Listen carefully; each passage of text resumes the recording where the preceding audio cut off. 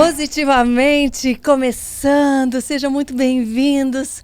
Hoje eu tenho a alegria de ter aqui do meu lado ele, olha, novo, porém com uma história de vida, uma bagagem de vida, uma bagagem espiritual que realmente nos emociona, nos inspira com vocês. Nicolas Ferreira. Obrigado, Karina. Obrigado, pessoal aí do Positivamente. É um prazer estar aqui. Meu irmãozinho em Cristo. Amém. Somos. Que bom, que bom. Seja muito bem-vindo. Sinta-se em casa. Eu me sinto honrada de ter um espaço na sua agenda que está atribulada, que eu sei. Para quem é político aí, ou para quem também não é, esse período agora está bem atribulado mesmo. Está bem atribulado, mas a gente sabe da importância desse momento. Nós vamos falar sobre isso. Mas antes, Nicolas, eu falei um pouco da sua maturidade e realmente ela é inspiradora, o teu posicionamento. Obrigado. Mas eu quero saber do teu início, da tua vida com Cristo. Nós sabemos que hoje você está à frente, né, de uma posição muito importante para a nação e ainda vai realizar muita coisa. Mas o principal é em qual pedra você está alicerçado. Amém. E nós sabemos do teu propósito, nós acompanhamos. Sim. Eu me sinto muito feliz. Eu quero saber como começou a tua história com Cristo. Então, eu nasci num lar cristão, né? Meus pais são cristãos. O meu avô, ele fundou a Assembleia do bairro onde eu nasci, Cabana do Pai Tomás. E o meu pai, desde criança, também foi líder de criança, líder de jovem, tudo isso, né? E assim, a gente, graças a Deus, conseguiu, aos poucos, né? O meu pai me passou isso durante a minha caminhada com Cristo. Sempre fui na escola dominical, sempre gostei de ler ali as histórias da Bíblia. E assim, o encontro, digamos assim, que eu tive pessoal, com Cristo né? Pessoal, que eu falei, poxa, realmente Deus é meu amigo. Eu estava na igreja, acredito, com 13 anos de idade, e aí tinha um tio meu que era meio rebelde, se envolveu com algumas coisas, e a família sempre orava muito por ele. Falava, poxa, vai na igreja, sabe, aceita Jesus. E nisso, eu sempre orava quando ele ia na igreja. Eu falava assim, poxa Deus, salva meu tio e tal. Ficava naquela vontade. E nisso, certo dia ele entrou na igreja, eu falei, opa, minha oportunidade. Aí eu tô lá orando. Aí eu falei, eu vou lá nele. Vou pedir pra ele aceitar Jesus. Aí quando eu abri o meu olho, ele já tava lá na frente. E eu lembro que eu chorei assim, falei, Senhor, acho que foi a primeira vez que eu parei e falei assim, realmente Deus está me ouvindo, sabe? Falei assim, realmente Jesus é meu amigo, eu posso pedir algo para ele que ele vai me atender. Então, acho que foi o primeiro momento assim que eu falei, olha, Senhor, realmente obrigado, porque depois daquilo dali ele veio a falecer, não de forma trágica, mas Deus realmente levou ele, foi digamos, um alívio assim para a família toda. Então, você já buscava, você já orava diariamente, você já tinha uma comunhão diária ou nessa fase ainda você era de família cristã, mas não tinha esse comprometimento, esse compromisso com Deus? Não, assim, acaba que com 12 anos a gente ainda é muito imaturo para muita coisa, né? Por mais que quando você compara com os meninos de Israel, né, que eles já tem que saber o Pentateuco inteiro de cor, a gente vira muito imaturo. Mas eu acredito que naquela época eu tinha assim uma oração, uma questão de ir na igreja, mas eu acho que aquele encontro, sabe, que te marca assim, realmente foi a partir dessa idade. Aquela resposta, né? Você já era um bom comunicador, Nicolas, nessa época? Eu acredito que sim. Você nunca pensou em ser pastor, não? Nunca pensei. Eu via meu pai, assim, eu acho incrível, porque, olha, a gente tem hora que dá uma deslizada na nossa vida espiritual, só que o pastor toda semana ele tem que estar bem, porque ele não pode ser um canal sujo, né? Ele tem que estar bem para poder levar a palavra. Sim. Então a pressão ali é muito grande, né? E eu vi isso do meu pai, eu vi isso no meu avô. E assim, não que eu não queira ser por conta dessa pressão, porque eu também enfrento essa pressão.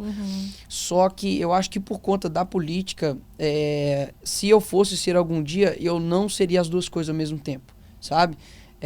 Ou eu cuidaria das minhas ovelhas, ou eu firmaria ali como político. Então, assim, no meu coração não tem nada ainda, não. Não, eu digo lá atrás ainda, antes de pensar em ser político. Eu posso te falar, com 6 anos de idade, minha mãe tem escrito num bilhetinho. Você já ia ser político? que ela falou. Minha mãe escreve. É porque minha mãe é o seguinte: tudo da minha mãe é meio. Ela escreve e acontece? Mãe, você tá vendo isso, mas a Eu vou senhora te é meio mandar maluca. uma lista pra ela escrever pra mim, hein? Eu tô te falando, a senhora é meio maluca, mas eu te amo. Ela escreveu o que eu falei. Ela falou que eu tava vendo um debate, acho de presidente e tal. E eu falei, poxa, não tô aguentando mais esses corruptos e tal. E aí minha mãe foi e anotou. E assim, o papel tá bem surrado mesmo com a data. Então isso foi, eu acho que em 2002 ou 2003. Nossa. Então, Você já postou isso? eu já falei, mas eu nunca peguei o papelzinho pra postar. Que Eu vou coisa pegar, linda. eu vou pegar. Que legal. E minha mãe achou. Minha mãe fez a proeza de achar o... Porque minha mãe... Eu tô te falando, minha mãe é meio... Minha mãe guarda tudo. Então, desde criança, assim, eu sempre tive um senso de justiça. Eu acredito que seja, sabe?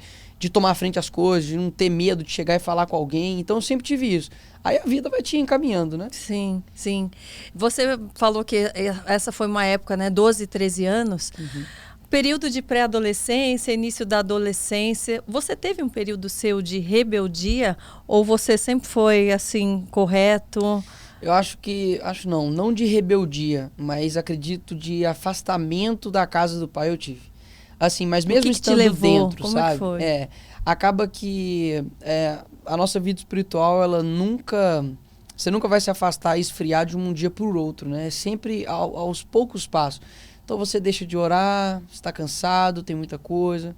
Aí você deixa de ouvir uma música, aí você para de comunicar com Cristo, e depois você fala, meu Deus, como eu vim parar aqui? E eu me senti nesse estado, sabe? Sim. Então na faculdade eu enfrentei alguns períodos difíceis da minha vida, de relacionamento, e aí eu me vi numa situação assim, eu não quero mais estar longe da casa do Pai, sabe? Eu quero chegar na igreja, eu quero, sabe, cumprimentar as pessoas com graça e paz, eu quero cantar uma música e, sabe, me emocionar, me prostrar diante de Cristo.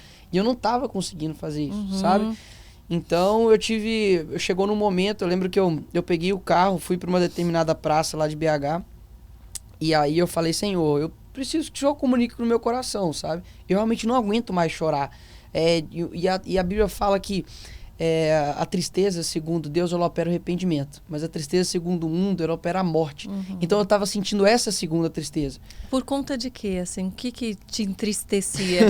Então, eu já falei em alguns outros podcasts, mas assim, acaba que não envolve só eu, entendeu? Então por isso que eu quero deixar mais isso privado. Era um relacionamento. Era um relacionamento. Sim, sim. E não foi, poxa, culpa da pessoa ou culpa minha, é realmente assim, aquele tipo de coisa que você percebe que talvez uma imaturidade espiritual, uma imaturidade de tudo na vida.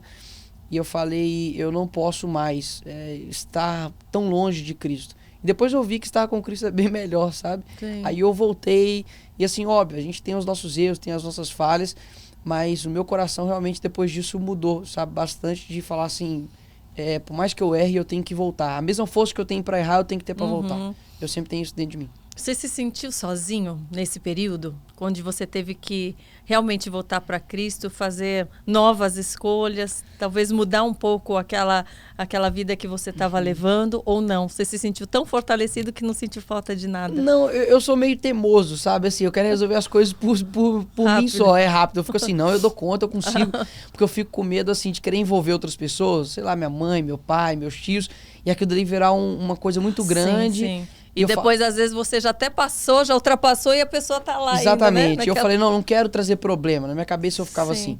Mas graças a Deus eu tenho um tio que assim, eu sempre converso com ele nos momentos de dificuldade. Se eu ligo pra ele, ele sabe que pegou alguma coisa. Sim.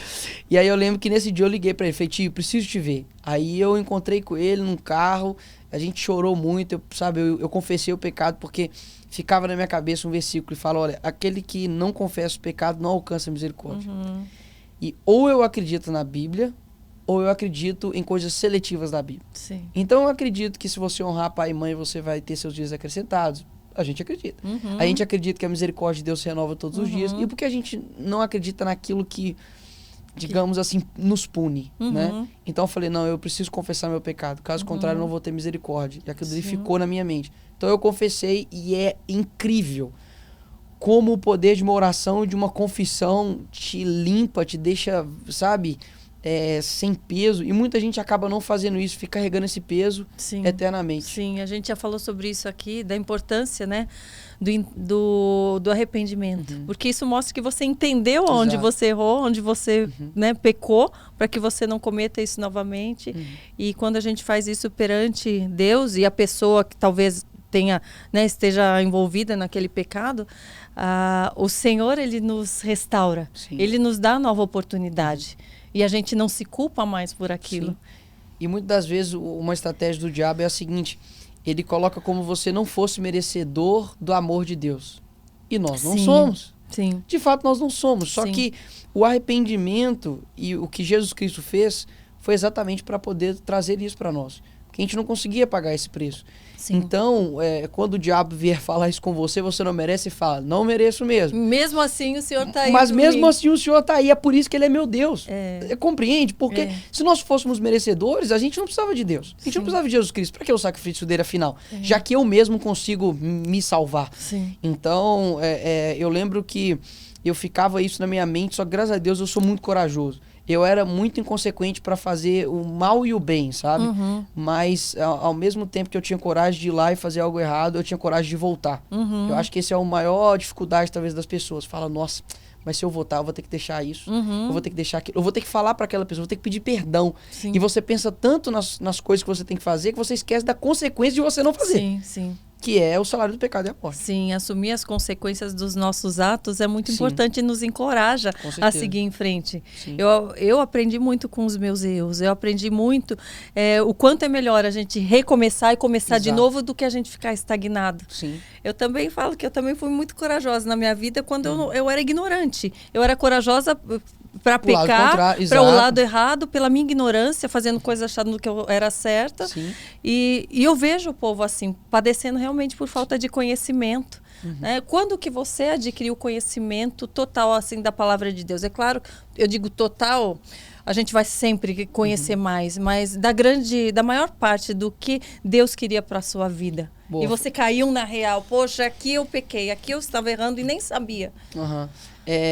Eu acho que foi ali também na época da faculdade, foi mais ou menos nesse mesmo período, que eu falei assim, olha, muitas das vezes, inclusive até ontem o meu amigo me mostrou esse versículo, tá em Apocalipse, que fala uma carta para, eu acho que é para Éfeso, onde ele fala, olha, vocês são trabalhadores, vocês são incansáveis, mas vocês não estão me agradando porque vocês perderam a essência do primeiro amor. Então nem sempre muito trabalho, muito resultado é sinal de comunhão com Cristo, ou é sinal de que você está alinhado com Ele. Então eu falei assim, cara, talvez eu esteja trabalhando muito, fazendo muito, mas eu esqueci da essência, sabe? Mas graças a Deus me deu um coração tão mole, que assim, eu realmente, ao mesmo tempo que eu tô assim, eu posso ter pecado, eu falo, não, Senhor, me perdoa, sabe? E eu choro, e eu sou sensível nesse sentido ao Espírito Santo. Eu não fico travado de falar assim, não quero ouvir, não quero ser repreendido, pelo contrário, eu abro meu coração e já fiz várias orações dessa forma, falar, Senhor, se for necessário dor na minha vida, para que eu mude, para que eu seja transformado, traga. Mas eu prefiro ir para o céu machucado do que para o inferno sarado.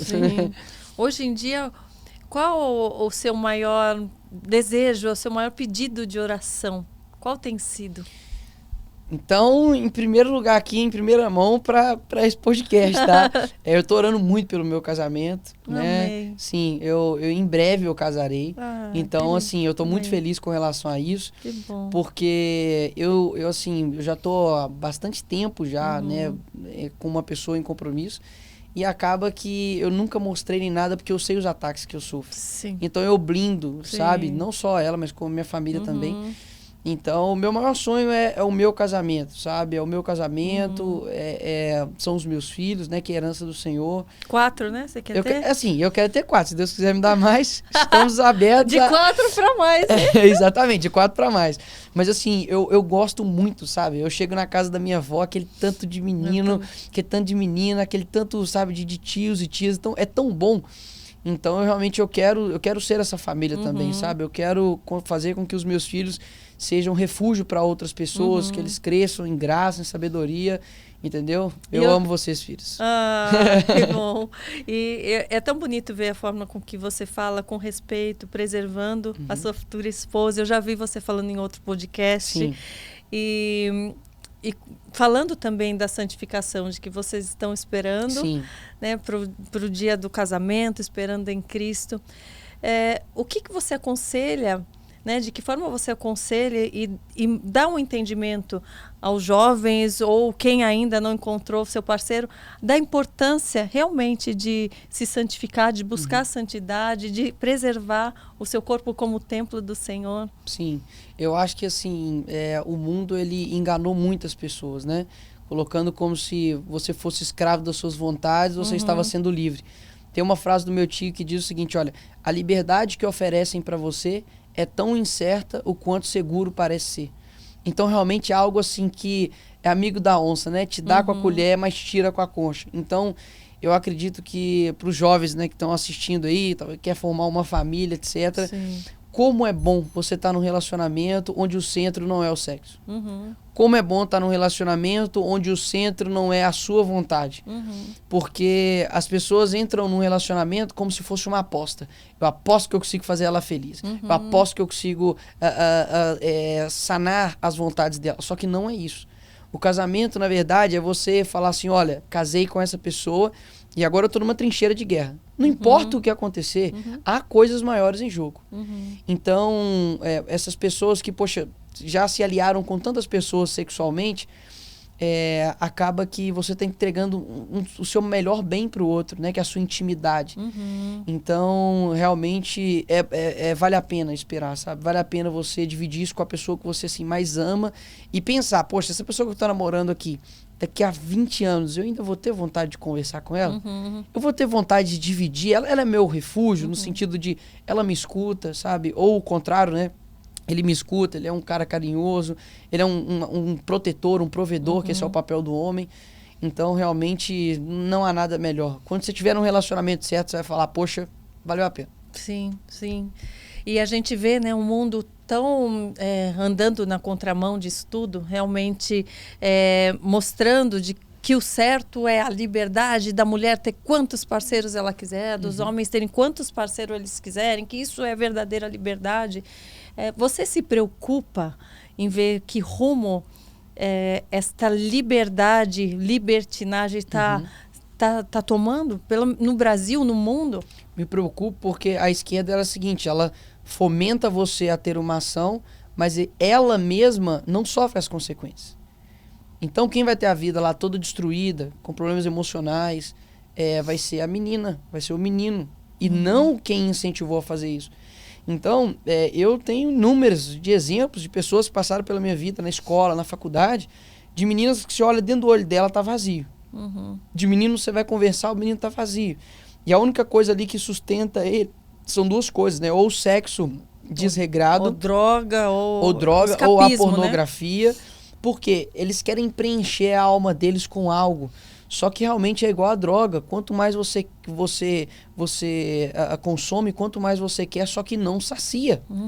Então eu me preocupo, porque a gente vai ter aí o quê? Daqui a 15 anos atrás, há 15 anos, né? Atrás é redundante, mas há 15 anos você não tinha a quantidade de funks pornográficos, cantados inclusive por crianças e adolescentes. Ah, Jesus. Você não tinha isso. Você não tinha nos seriados, nos filmes, essa sexualização precoce. Você não tinha essa sensualização exacerbada, porque hoje, para você vender uma caneta, parece que você tem que botar uma mulher pelada.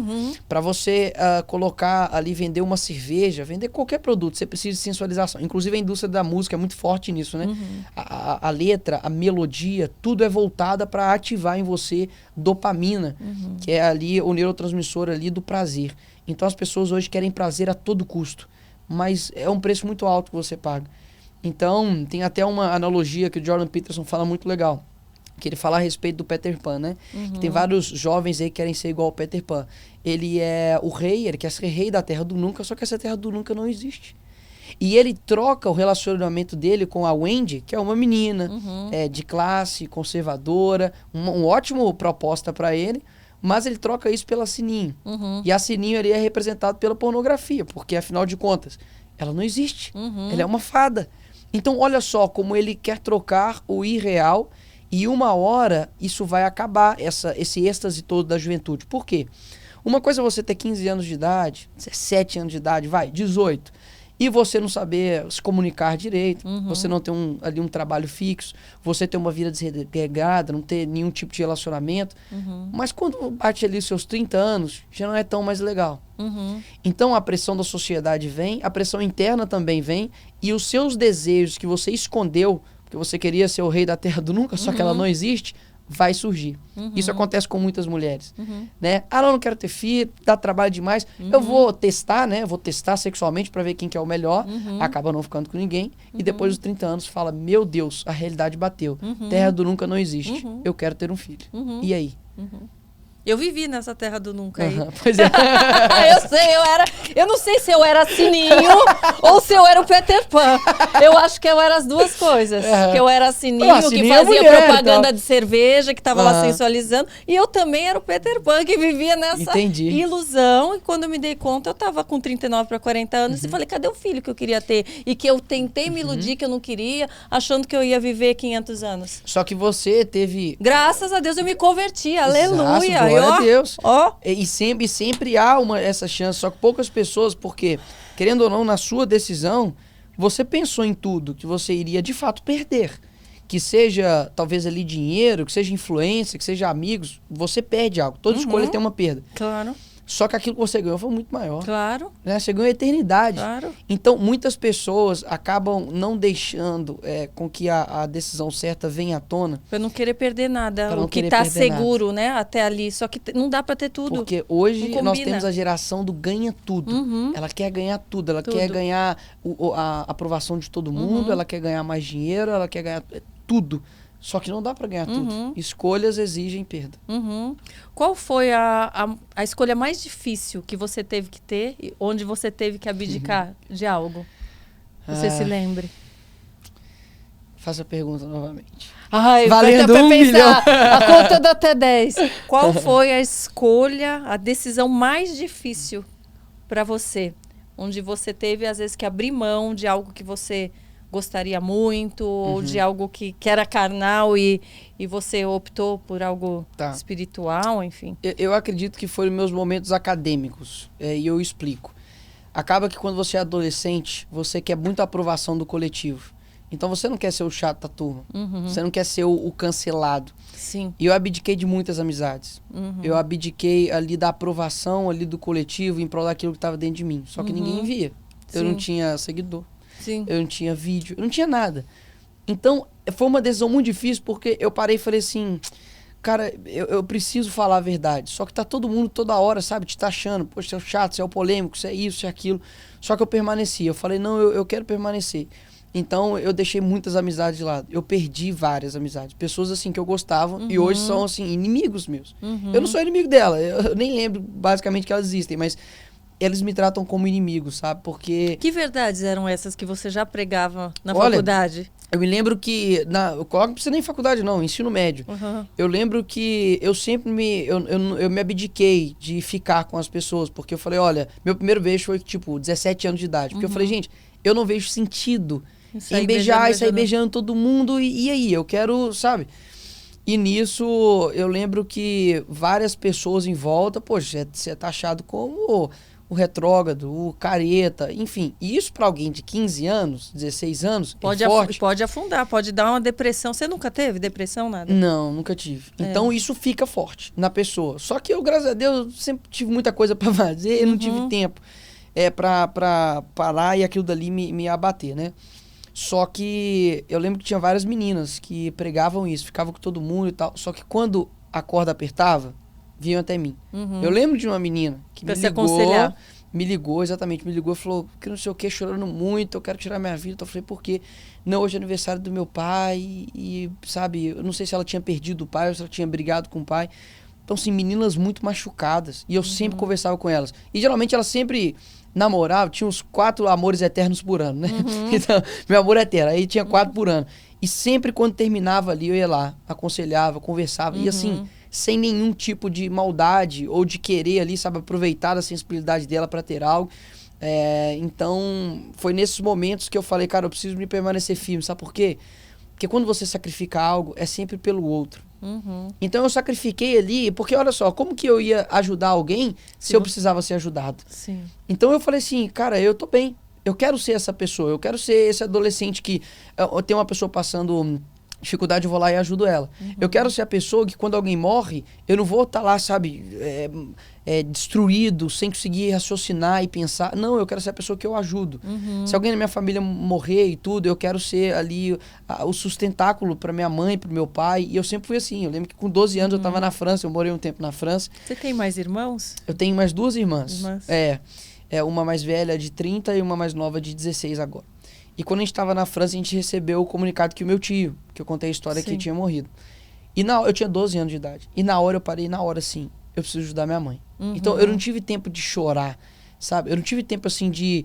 Eu segurei a onda, falei, eu preciso ajudar a minha mãe. Então assim, eu sempre quis ser esse cara, sabe? A pessoa que realmente ajuda as pessoas, que consegue ser forte pelo outro. Você acha que você já nasceu assim, Nicolas? Ou foi realmente o exemplo dos seus pais?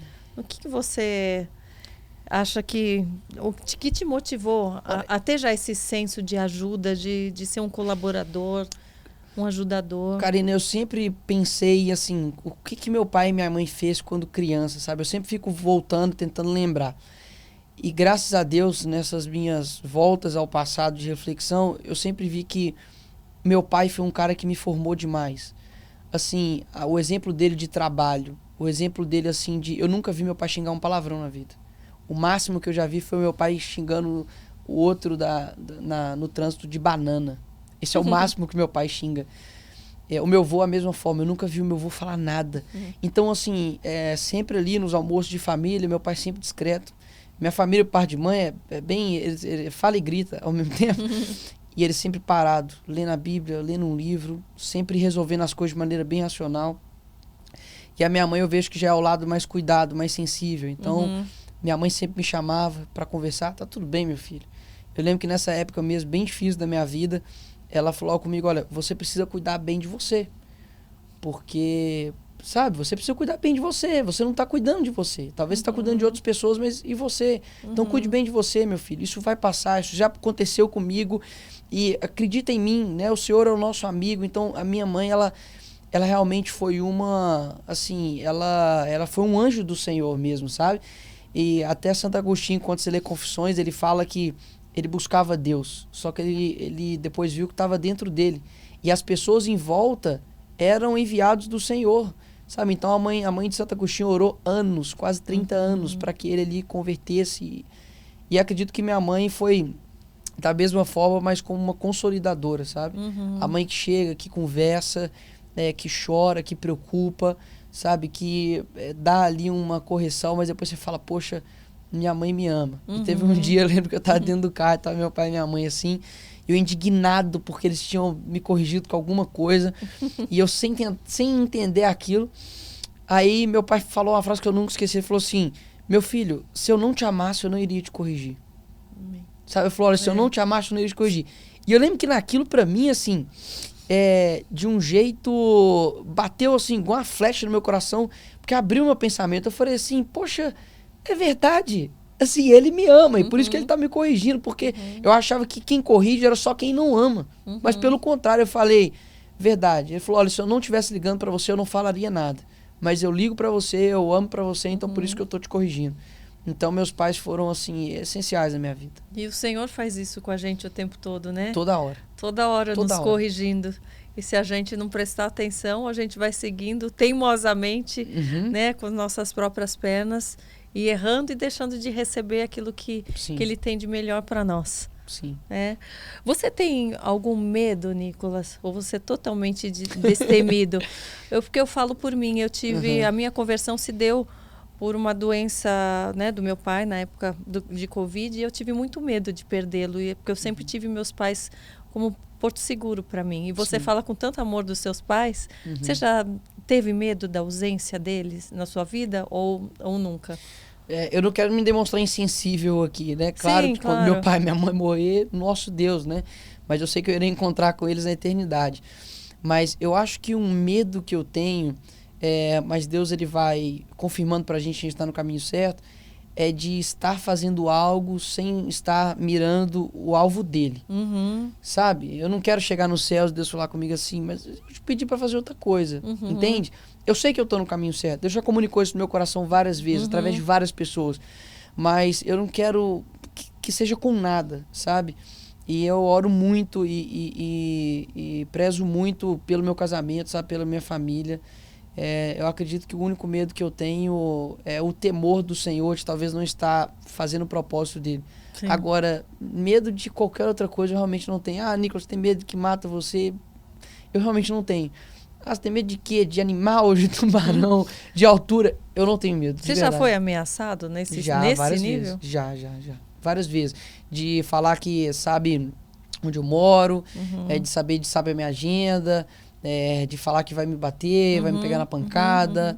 Então, assim, acontece bastante. Em algum momento, Nicolas, de tantas, né, pedradas que você tem levado, também você tem sido aplaudido de pé, mas a gente sabe que existe um outro lado que é contra tudo isso e que não quer e que não gostaria de estar te vendo vitorioso hoje. Mas para a glória do Senhor, Amém. Ele foi, Ele será ainda mais. Amém. Mas, em algum momento, você repensou, de repente, a sua forma de se comunicar? Ou falou, agora eu vou me comunicar de um outro jeito, vou tentar ser mais ameno com as minhas palavras, ou não? Não, todos os dias a gente vai se modelando, né? Tolo é aquele que nunca muda. Então, eu sempre vou me aprimorando. Então, eu me cobro muito. Assim, por exemplo, em rede social, eu lembro quando eu bati 100 pessoas ao vivo no meu Instagram, fiquei felizaço. Falei, caraca, gente, a gente tá estourado, hein? A gente tá estourado. E aí eu lembro quando eu bati 20 mil seguidores, um amigo chegou pra mim e falou, irmão, o Lucas, falou assim, irmão, toma cuidado, cara. Porque tudo que você postar agora são 20 mil pessoas, você tem noção disso? E agora, totalizando, são 10 milhões de pessoas que me seguem. Então eu sei dessa responsabilidade. Então a gente vai aprimorando, né? Acredito que como Paulo se fez de louco para ganhar o louco, se fez de sábio para ganhar o sábio, mas ele nunca se fez de mentiroso para ganhar o mentiroso, né? Então, esse é o principal. Exato, né? Nunca se faça, tá? De mentiroso para ganhar o mentiroso, se é que você me entende. Então eu realmente vou mudando minha linguagem, vou vendo aquilo que muitas vezes vai no ímpeto, né? Eu sou um cara que tem um temperamento, sou colérico, então eu tenho um ímpeto forte, mas às vezes você percebe que não é uma corrida de 100 metros, é uma maratona. E na maratona você tem que tomar cuidado, porque talvez você dá um sprint para passar uma pessoa que você quer passar, só que isso vai te fazer falta lá na frente, essa energia que você deveria ter guardado e feito de maneira gradual. Né? Além da palavra de Deus, o que te inspira também? Existe pessoas, filósofos, escritores? Claro. Quais são as suas fontes de inspiração? Vamos dividir aí em âmbitos intelectuais primeiro. Eu vejo o Olavo de Carvalho uma pessoa que eu conheci pessoalmente e muito embora ele tenha ali a sua defesa ao catolicismo, né? Eu sou protestante, mas ele realmente mudou o Brasil. As pessoas muitas das vezes caem na balela, na mentira, das fake news aí que o pessoal faz, das distorções do que ele defendia. Mas o Olavo, no âmbito filosófico, sobre sentido da vida, sobre você ser forte, é incrível. E realmente mudou minha vida. Então, sou muito grato ao professor. Quando eu estive com ele lá na Virgínia, durante todo o tempo, ele segurava a mão da esposa dele assim, ele não soltava. Vinha um netinho, ele parava tudo. Ele estava explicando sobre uma coisa super complexa. Ele parava, já brincava. Assim, ele tinha um coração tão grande. E eu sou muito grato por tudo que ele fez. Ele ficou anos falando sozinho e hoje realmente ele está... em documentários, está em filmes, está na boca de pessoas de 16 anos, de 12 anos que conhecem o Olavo de Carvalho.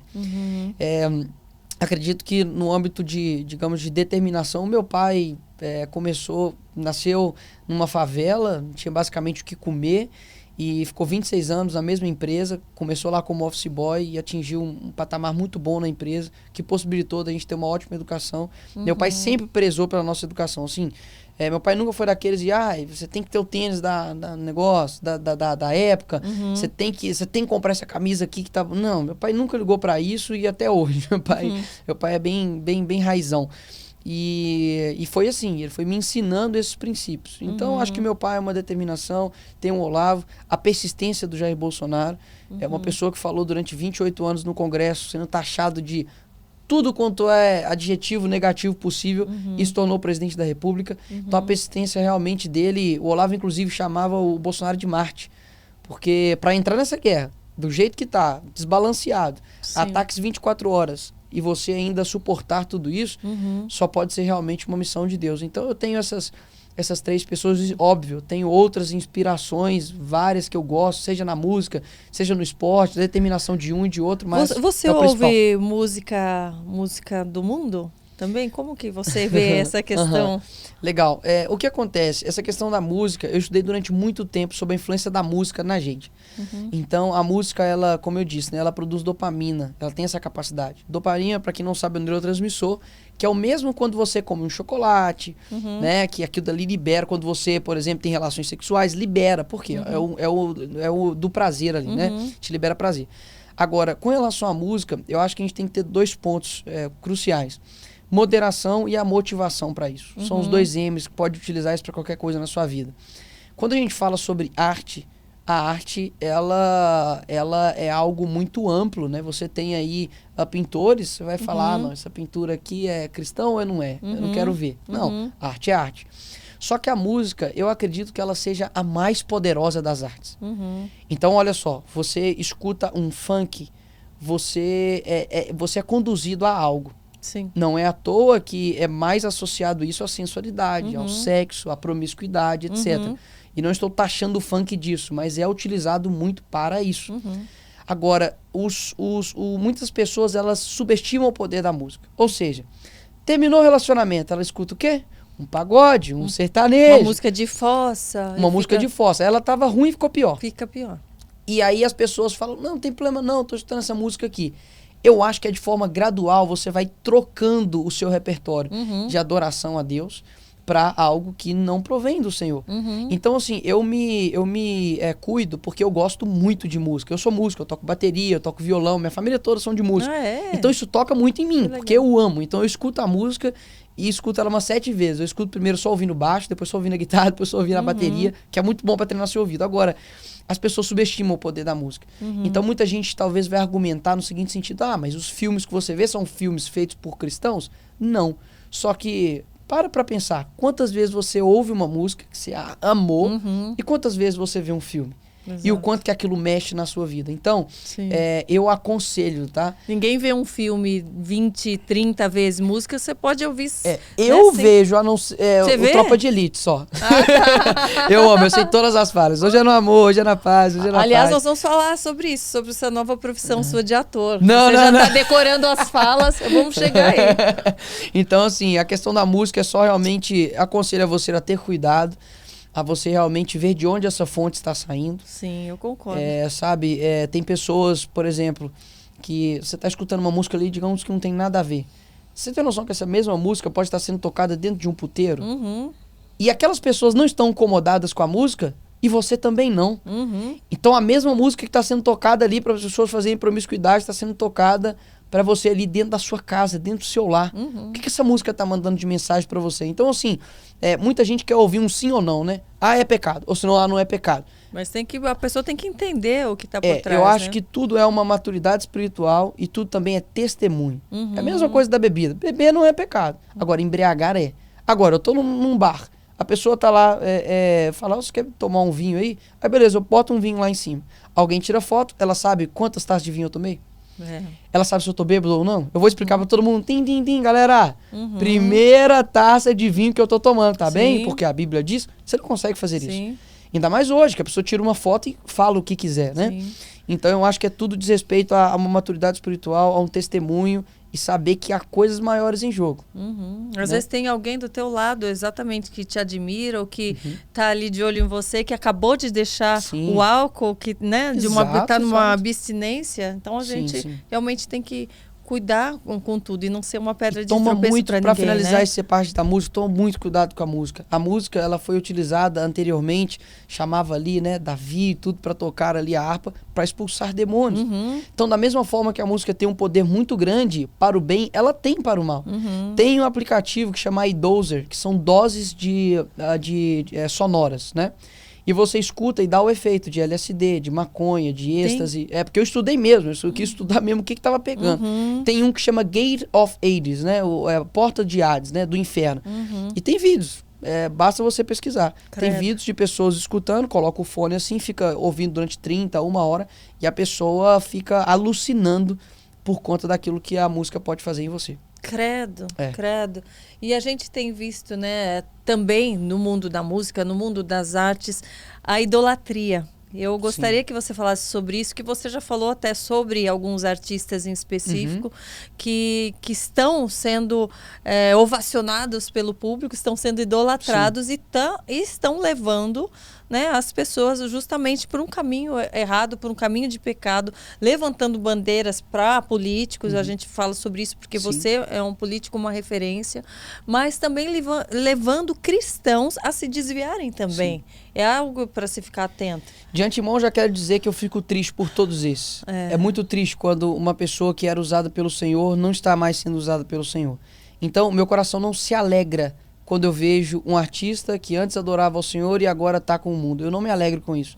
Mas eu me alegro menos ainda com as pessoas que eles estão afetando. Meu coração chora por eles também. Sim. Porque hoje está tendo uma inversão muito grande. Você não pode combater o mal, porque senão, poxa, todos merecem ali o Senhor, eles estão errando, mas você não pode atacar. Então, assim, vamos deixar o mal crescer, a gente não fala nada.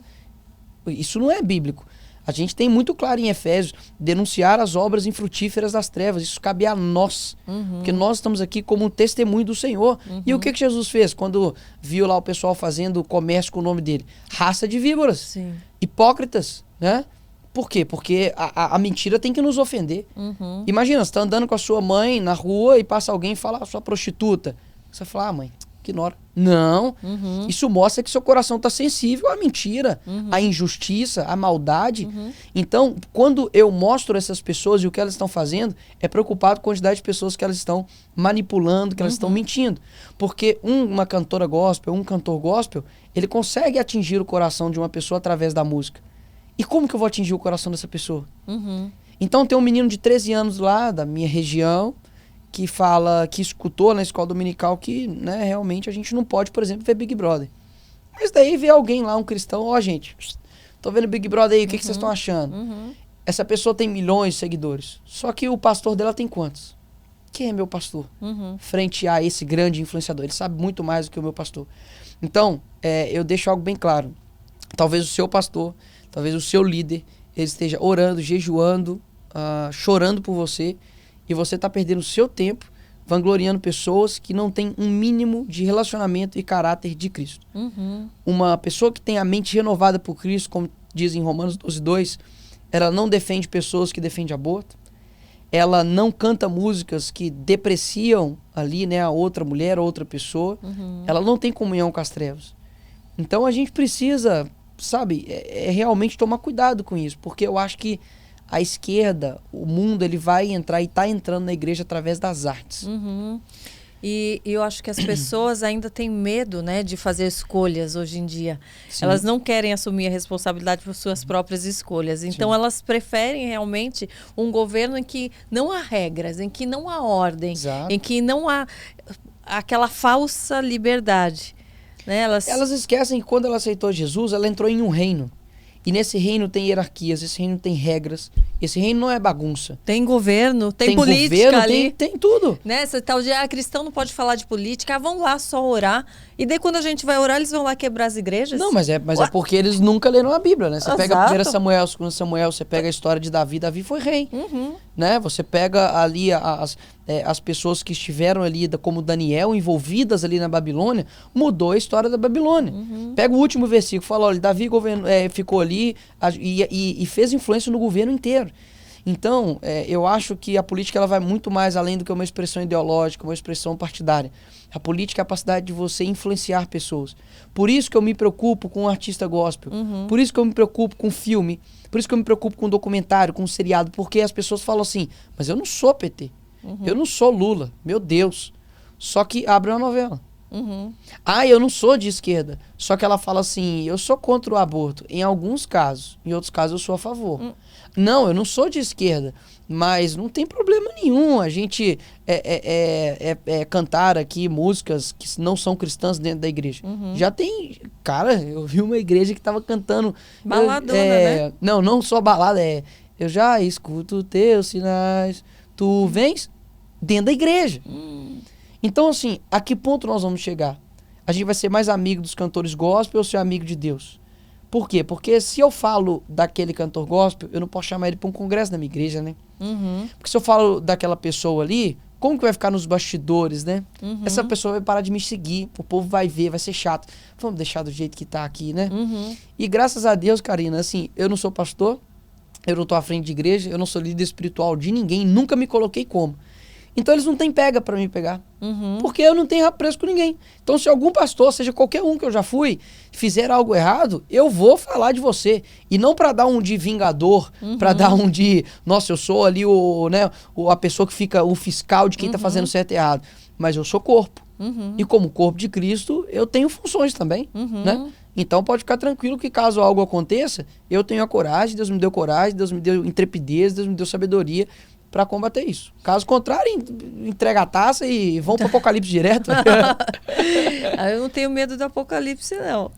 Não, eu também não rasgo. Pode vir, problemas. Pode vir. Só deixa eu casar primeiro, na moral, Deus. Se puder dar uma ajudada aí, poxa, né? Você acha que a gente tá no fim dos tempos? Vai dar tempo pra você casar, ter 4 filhos? Não, você isso quer aí... Vai, né? Ô, Senhor. Você Tu sabes. Tu não vai brincar dessa forma comigo, né? Não, vai dar tempo de eu casar, tranquilo, lua de mel, entendeu? Vou sumir aí um mês, tranquilo. Ó, gente, um abraço pra vocês aí, mas eu vejo que tem sinais, né? Em 2 Timóteo, a Bíblia fala que nos últimos dias, né, sobreviverão tempos terríveis. Os homens serão egoístas, avarentos, presunçosos, arrogantes, blasfemos, sem amor à família, inimigos do bem, colocando-se ali como se estivesse lutando por algo bom, mas eles negam o seu poder. Afaste-se também destes. 2 Timóteo. Então, eu acho que há sinais bem fortes. A gente está vendo isso. Hoje as pessoas são tudo isso que eu falei aqui. Sim. E em uma proporção maior.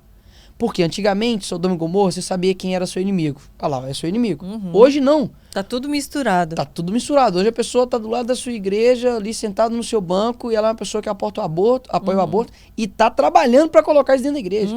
Pessoas aí defendendo a esquerda, o comunismo, que mataram irmãos nossos em várias localidades do mundo, como a Bíblia debaixo do braço.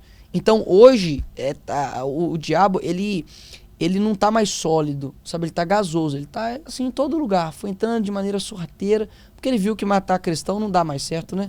A gente se multiplica, se fortalece a nossa fé, porque para nós morrer é lucro. Sim, e a gente tem visto cada dia mais ataques à fé cristã, às igrejas, os templos. Sim.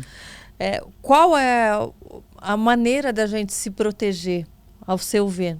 Do cristão se proteger, que ao mesmo tempo em que a gente quer, né, falar da nossa fé, continuar falando da nossa fé, a gente quanto mais a gente fala, mais o outro lado tenta apagar a nossa voz. Oséias 4:6, né? O meu povo perece por falta de conhecimento. Ou seja, alimente não somente o seu espírito com jejum, oração e Bíblia, mas alimente a sua alma. A gente precisa ter... É possível ter argumentos sólidos a favor daquilo que a gente defende.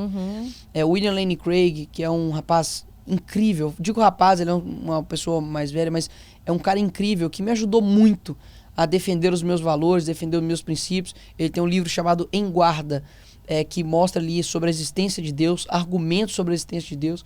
Então a gente precisa estudar. Eu não estou pedindo para você virar um filósofo, pegar lá um crânio, né, ser ou não ser. Eu estou pedindo para você alimentar e dar base racional para aquilo que você acredita. Poxa, Deus levantou pessoas extraordinárias para ajudar a gente. Santo Agostinho, São Tomás de Aquino, C.S. Lewis, Timothy Keller, você tem o Chesterton. São pessoas assim que você para e fala, meu Deus, esse cara é muito inteligente. E eu não tô pedindo pra você descobrir nada. Eu não tô pedindo pra você sentar e desenvolver. Não, você tem que ler. Sabe? É muito mais difícil você capinar um lote, vai por mim. Senta, lê, tira 30 minutos do seu dia pra você alimentar a sua alma. Você vai ver que você vai ficar muito mais atento às artimanhas do diabo, que Efésios 5 diz a respeito disso. E você vai ficar muito mais seguro daquilo que você acredita. Manejar bem a Bíblia, saber aquilo que é e que não é. Então eu acho que além do alimento espiritual, alimenta a sua alma. Porque o inimigo, ele é o inimigo da nossa alma. E a gente vê... mesmo com tantas notícias, com tantos relatos, com provas em todas essas áreas da política, sobre vários assuntos, por que ainda muita gente ainda insiste e se nega a tentar ver muita coisa que está óbvio? Porque é mais fácil viver naquilo que na mesmice, ou porque elas se sentem inclusas num grupo que também acredita naquilo de qualquer forma. Porque eu acho que a mentira ela é confortante. A verdade, muitas das vezes... Viver no pecado, pelo visto, também, né? Porque a pessoa não tem que mudar em nada, mas só que depois a consequência Exato, mas é porque a mentira ela é confortante, mas a verdade ela confronta. E quem quer ser confrontado hoje? Hoje a pessoa faz algo errado, você não pode falar. Hoje uma pessoa dentro da igreja faz algo errado, você não pode falar mais que pecado é pecado. Traí meu marido, poxa, você precisa se arrepender. Que isso, pastor? Mas né, só falta citar um pagode, né? Se tem sentimento, não é traição. Só falta fazer isso. Então, assim, o nível das coisas tá o seguinte, a pessoa não quer confronto algum. Isso pra tudo. Só que existe algo que eu falo e é verdade. Não existe crescimento no local de conforto. Todo confronto gera crescimento. Por isso que a gente não tem cristãos que crescem mais. É tudo do bando Peter Pan. É o bonde inteiro. Tem vários reis do Terra do Nunca. Por quê?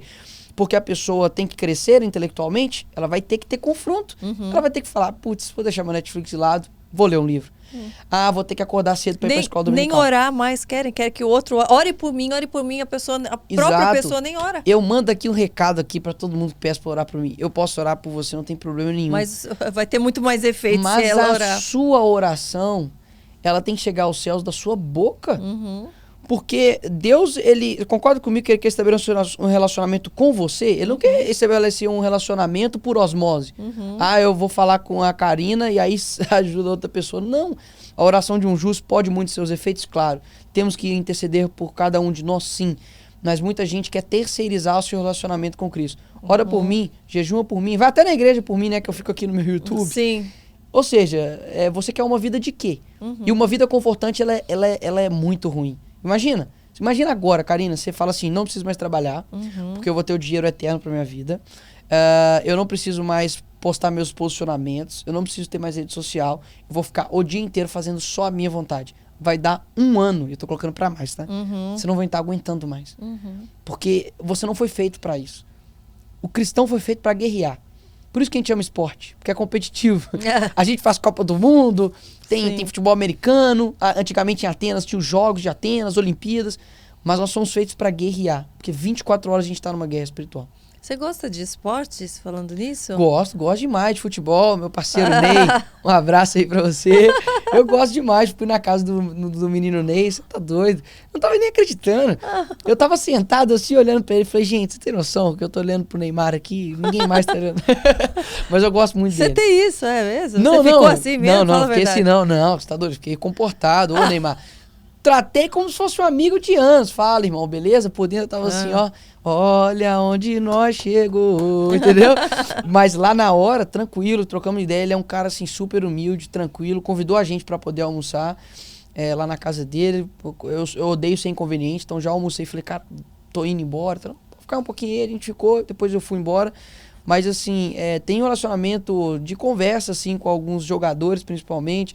O Kaká me segue, eu sigo ele, um cara assim excepcional, que inclusive eu acho que deveria ter muito mais protagonismo do que tem. Porque quando o jogador é mulherengo... daí tem um ibope aí louco, tem um ibope gigantesco. Agora, quando o cara se preserva, o cara é um cara cristão. Eu lembro quando ele falou palavrão pela primeira vez, parou. Todo mundo, que? O Kaká falou palavrão, ou seja...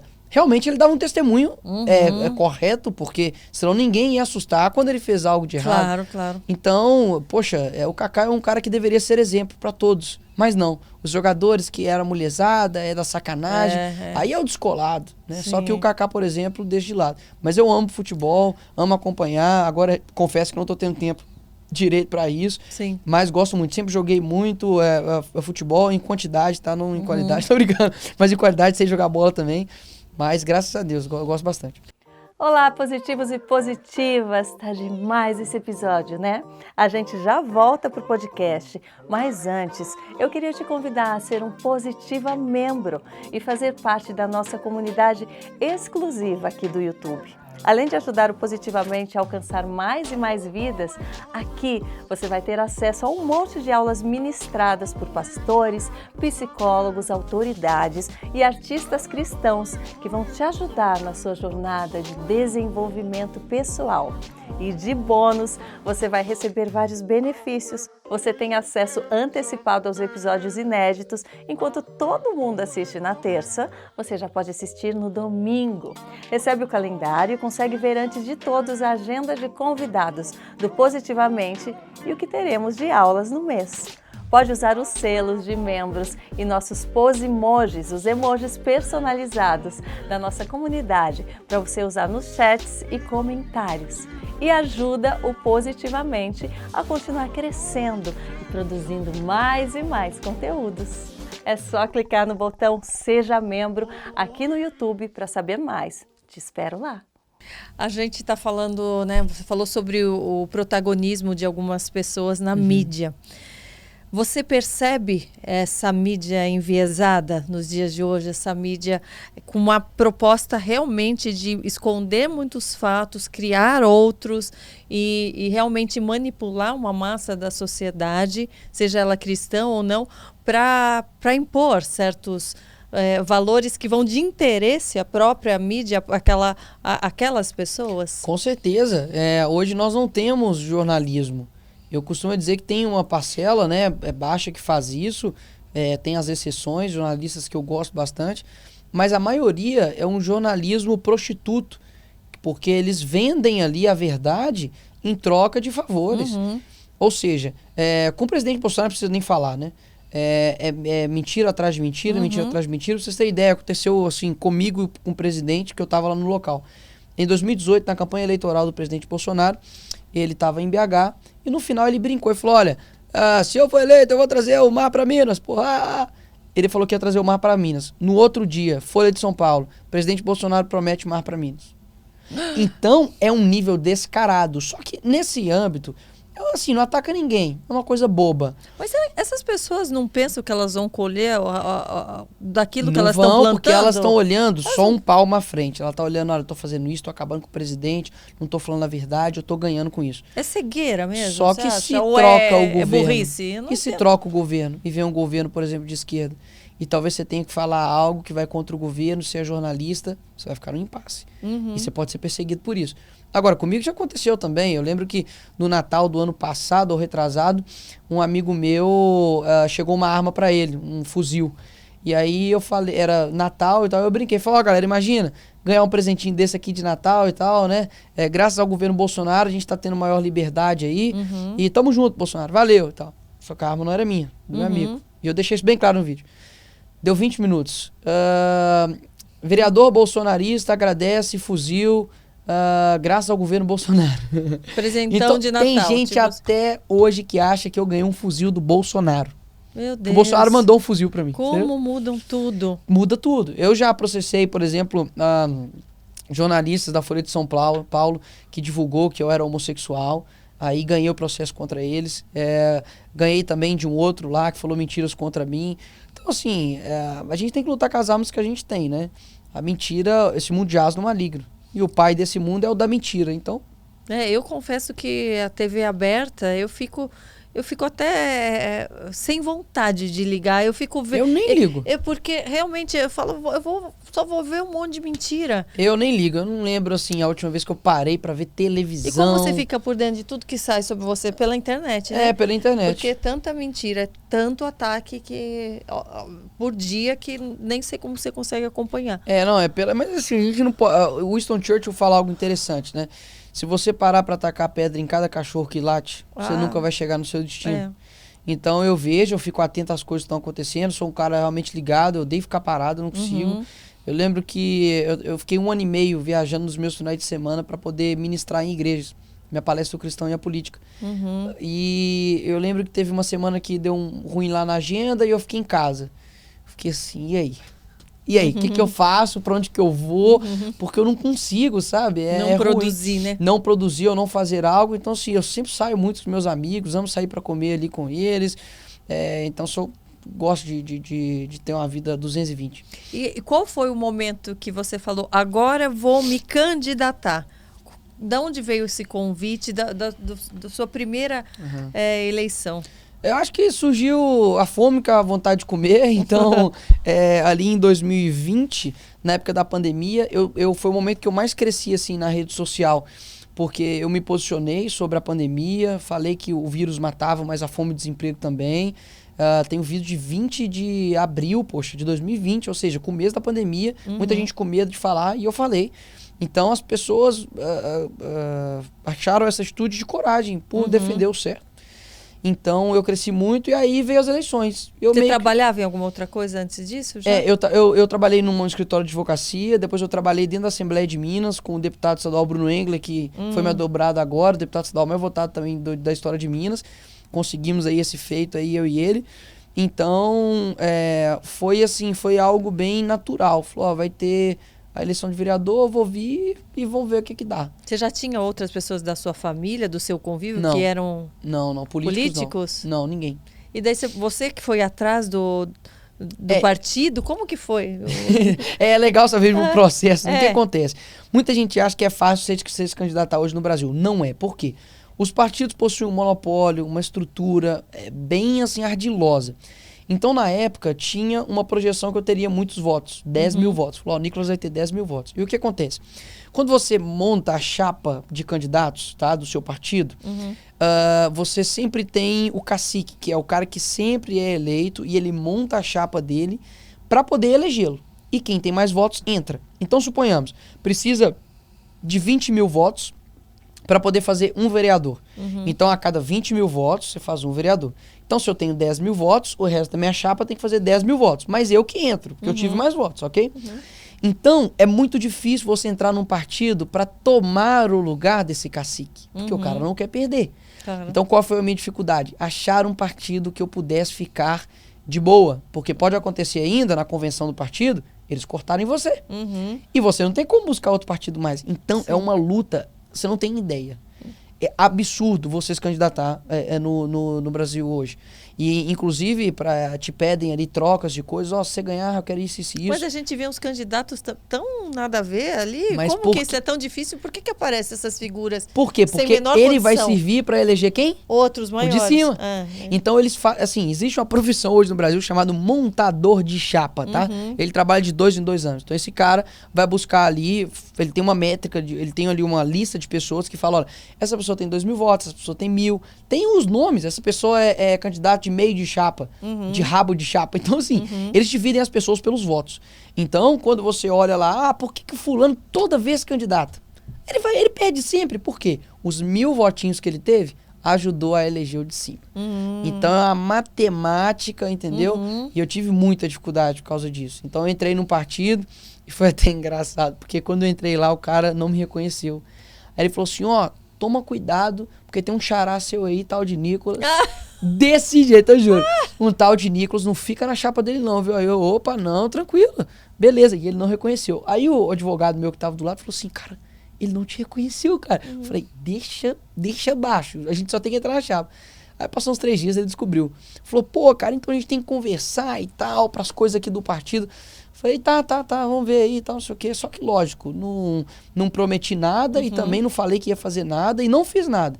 Porque eu falei, poxa, o mandato é meu. Sim, né? Eu quero sim. colocar as pessoas técnicas, as pessoas que eu gosto, Sim. né? É uma loucura. E quando você chegou lá, você foi eleito, foi aquilo que você esperava? Quais foram as maiores dificuldades? Como na hora do vamos ver, Eu acho que a maior na dificuldade foi prática? mostrar para as pessoas que a política não é isso que elas imaginam. Não depende só de você. É uma sala de aula que você entra durante 4 anos, são os mesmos alunos. Então você tem que conversar com quem você discorda. Você um dia ali vai esquecer a borracha, você vai ter que pedir para um cara que você não é muito afim. Você vai ter que se recuperar muito rápido. Você tem que ser... um bom político é o Wolverine. Sabe? Você conhece o Wolverine, Sim. né? Por que ele é um bom político? Não, porque ele é um bom político. O Wolverine, qual que é o superpoder dele? A regeneração. Um bom político é assim, ele toma uma facada, voltou. Sim. Quanto mais rápido você se recupera, um melhor político você é. Sim. Então eu percebi isso, falei, eu preciso me recuperar rápido. Ao mesmo tempo que eu tô aqui, defendo, sabe, dou as lapadas na esquerda, mas eu preciso voltar e já ficar de boa, porque eu tenho a comissão com aquela mulher que eu acabei de dar uma lambada nela, entendeu? Então é um jogo de cintura que você tem que ter, mantendo seus princípios, sua verdade. E o resultado do nosso trabalho como vereador vieram nas urnas, né? Eu tive 29 mil votos na primeira eleição, só BH votava. Agora Minas inteiro votou, mas só em BH eu tive 308 mil votos. Nossa. Então foi 10 vezes, mais de 10 vezes, né, de votação que eu tive em 1 ano e meio atrás só. Sim. E o que você considera que você conseguiu realizar enquanto você estava lá? 2 projetos de lei aprovados que viraram Fora leis. a sua voz, né? Sim. Que foi a nossa voz estando lá fora dentro, que né? o político, eu acho que as pessoas mais querem de político é o seguinte: fala o que eu quero falar, sabe, assim. Ai, tem hora que eu ouço ela fala, é isso aí, Nicolas. Exato. Eu queria estar aí falando isso e você falou. Exato, e eu sempre também vibro. gostei disso, porque o cara que me inspirou, que é o presidente Bolsonaro, aquele vídeo dele, olha, é só você não matar, não roubar, não estrupar, que você não vai pra lá, pô, acabou. Eu falei, cara, eu queria falar isso sempre, cara, sabe? Era uma coisa que a gente sempre quis falar, só que a gente sempre viu aqueles políticozinhos, almofadinha, que não, veja bem e tal. Eu falei, cara, esse cara é real. Então eu quis passar isso. Falei, gente, eu quero ser real e não vou mudar. Do jeito que eu sou aqui, é o jeito que eu converso nos bastidores da política, na hora lá da sessão. Eu nem eu sou sabia eu. que na hora da sessão você pode falar o que você quiser, do jeito que você quiser. Você só tem que tomar cuidado para não quebrar o decoro, né? Que aí são palavrões, são ofensas pessoais. Mas você pode falar alguma coisa e a outra pessoa achar que você ofendeu e te processar por isso ou não? Que é falado lá, não? Pode, eu tô cheio de processo aí. Tem que fazer a fila e vir um de cada vez, porque... Mas tô cheio. Mas assim, é aquela coisa. Hoje, você se posicionar contra algo, você já se torna alguma coisa fóbico, entendeu? Então, se você posiciona contra uma marmanjo entrar dentro do banheiro da sua irmã, você vira um homofóbico. Então, se ser homofóbico é isso, tamo junto aí. Entendeu? Qual a tua maior luta hoje? Para o que mais você tá com mais vontade realmente de lutar? Agora, com certeza, todas as minhas forças para a reeleição do Bolsonaro. Sim. Eu não acho que vai ter uma outra oportunidade para a gente fazer crescer o Brasil. A gente teve 4 anos difíceis e o presidente merece, sabe? E não é só por ele, é pelo Brasil. O Brasil enfrentou uma pandemia, a gente enfrentou uma guerra, né? 10 mil quilômetros daqui, mas que impactou o mundo todo. E a gente quer colher os frutos, cara, que foram plantados. Então, assim, ele merece isso, sabe? Uma pessoa que tá fazendo tanto pelo Brasil. Eu encontro com os ministros deles, do Bolsonaro, todos muito inteligentes, técnicos, voltados todos os dias para fazer algo pelo nosso país. Antes você não tinha isso. Você acha que com o Lula vai ter isso? Não vai. A gente tá isso aqui, ó, mas isso aqui, da gente, sabe, dar uma deslanchada no Brasil, de mostrar que a força do bem, ela é maior, que nós somos mais fortes, que tem mais pessoas na torcida do a favor do que do contra. Então, assim, eu realmente quero muito, muito que ele se reeleja. Não pelo Bolsonaro, por ele também, porque eu acho que ele merece. Mas é pelo Brasil como todo. Quais as maiores qualidades que você vê no Bolsonaro? Persistência, o homem persistente, tá? Tomar pancada todos os dias, de influenciar ali a família, de atacar os filhos, de atacar ali até a ex-cunhada, atacar todo mundo. Realmente tem que ter uma persistência, uma resiliência muito boa. A coragem dele. É inegável que enquanto o mundo todo estava dando pro lado, ele estava indo pro outro, e hoje nós vimos que ele estava certo. Não dava para poder ficar em casa sem trabalhar. Então, eu vejo que o temor dele com o Senhor também é muito grande. Porque às vezes que você vê ele dentro de uma igreja, quando ele chora, eu tive a oportunidade de, em um sábado cedo, ele visitou ali um lugar mais carente na favela ali de Brasília. Ali entrou numa igrejinha, Deus e Amor, tinha umas 12 pessoas, do nada o presidente da República entra. Só que algumas pessoas viram e outras não. E nisso uma mulher estava orando e estava com os olhos fechados e não viu que o presidente estava lá. Ele sentou e ficou. Eu falei, caramba, cara, olha que oportunidade. Ali eu comecei a orar e eu não me esqueço que a mulher estava falando assim, olha, dai-nos força, Senhor. Dai-nos força, Senhor. Dai-nos força, dai-nos força. E nisso, assim, eu fui a lágrimas, sabe? Comecei a chorar, falei, Espírito Santo, fortalece o presidente, sabe? Unge ele com o teu poder, sabe? Dê sabedoria para ele, ajuda nessa missão tão difícil, que ainda estava na época da pandemia, igrejas sendo fechadas. E aí, depois ela abriu o olho, viu que ele estava lá, deu a palavra para ele e ele reforçou. E eu falei, poxa, o que os outros presidentes faziam no sábado de manhã, hein? O que a Dilma fazia no sábado de manhã? O que o Lula, cachaça, fazia, né? Com certeza era uma cachaçinha que ele tomava no sábado de manhã. Você fala, será que isso é à toa? Será que Deus colocou esse homem lá à toa? Tomou uma facada para chegar ali e simplesmente agora, depois de 4 anos, já sair? Eu acho que foi a mão do Senhor que colocou ele em 2018 e vai ser de novo a mão do Senhor que vai colocar ele agora esse ano. Amém. Amém. A gente tem visto também tantos ataques nessa eleição. E a gente sabe que é uma batalha espiritual. Sim. Você percebe que existe algo mais forte que se sobressai nessa eleição especificamente que não houve nas outras? Olha, eu acho Há que uma disputa espiritual. Sim, tá muito mais escancarado. Eu duvido alguém chegar perto desses mandriões do PT, como Gleisi Hoffmann, Lindenberg, o próprio Lula, e não sentir algo espiritual. Eu duvido. Você que tem um mínimo de sensibilidade espiritual, eu duvido. Eu já passei próximo da Gleisi Hoffmann e você sente algo assim extremamente pesado. Sabe por quê? Porque pra mim, quem defende matar a criança dentro do ventre não pode estar ao lado do reino. Não tem como. E agora veio um outro vídeo, né? Em que ele fala o oposto disso, né? É um estelionatário eleitoral, né? Você percebe tem os dois que... vídeos juntos, um que fala uma coisa, outro que fala outra. Mas aprendeu. O Marcelo Freixo, por exemplo, ele era contrário à legalização das drogas. Chegou na época de campanha, ele era a favor da legalização das drogas. Chegou agora na época de campanha, não sou a favor eu sou contrário à legalização das drogas. Então eles vão mudando de acordo com a vontade. Por isso que o Olavo falava que o comunismo, o socialismo, ele é muito volátil. Ele é igual a água, sabe? Antigamente eles matavam homossexuais. Hoje eles utilizam as minorias em prol da causa. Antigamente eles não queriam nem saber de igreja. Matava cristão, destruía católico, matava religioso. Hoje eles já querem infiltrar dentro da igreja. Então aquilo que é a favor da causa tá junto comigo. Então realmente é uma batalha espiritual. É mesmo. Quando você olha aí declarações do Lula falando que, olha, se o Bolsonaro, quando eu ganhar, eu vou colocar os padres e os pastores nos seus devidos lugares. O amigo do Lula, Daniel Ortega, fechando igrejas na Nicarágua. Então, assim, você acha que esse pessoal tá brincando de ser nosso inimigo? Pelo contrário. Quando você já viu uma fala, né, genuína do Lula ou de algumas pessoas da esquerda com relação a Jesus Cristo, com relação a arrependimento, com relação à mudança de caráter, com relação à valorização da vida? Você não vê a esquerda defendendo a família, que a nossa base é a Bíblia. Eles nunca pegam a Bíblia para falar, olha, minha regra de fé é essa aqui. Porque se fosse, não seriam de esquerda. Se fosse, não estaria apoiando Lula. Sim. Né? E o feminismo? Como que você enxerga hoje o feminismo, principalmente no Brasil, da forma com que ele está sendo colocado, exposto como algo super positivo? O feminismo é o maior movimento genocida do mundo, mas é silencioso. Você tem aí, em média, 55 milhões de crianças abortadas por ano. E o que o movimento feminista traz para a mulher, que é um direito reprodutivo. Ou seja, na verdade, o feminismo é uma magia, né? Ana Campanholo fala isso. É a fada Sininho. Pois é. Mas Sininho também tá nessa, hein? Mas a diferença é o seguinte, a bruxaria. Porque o que é a bruxaria, pelo menos eu digo no âmbito de desenhos animados?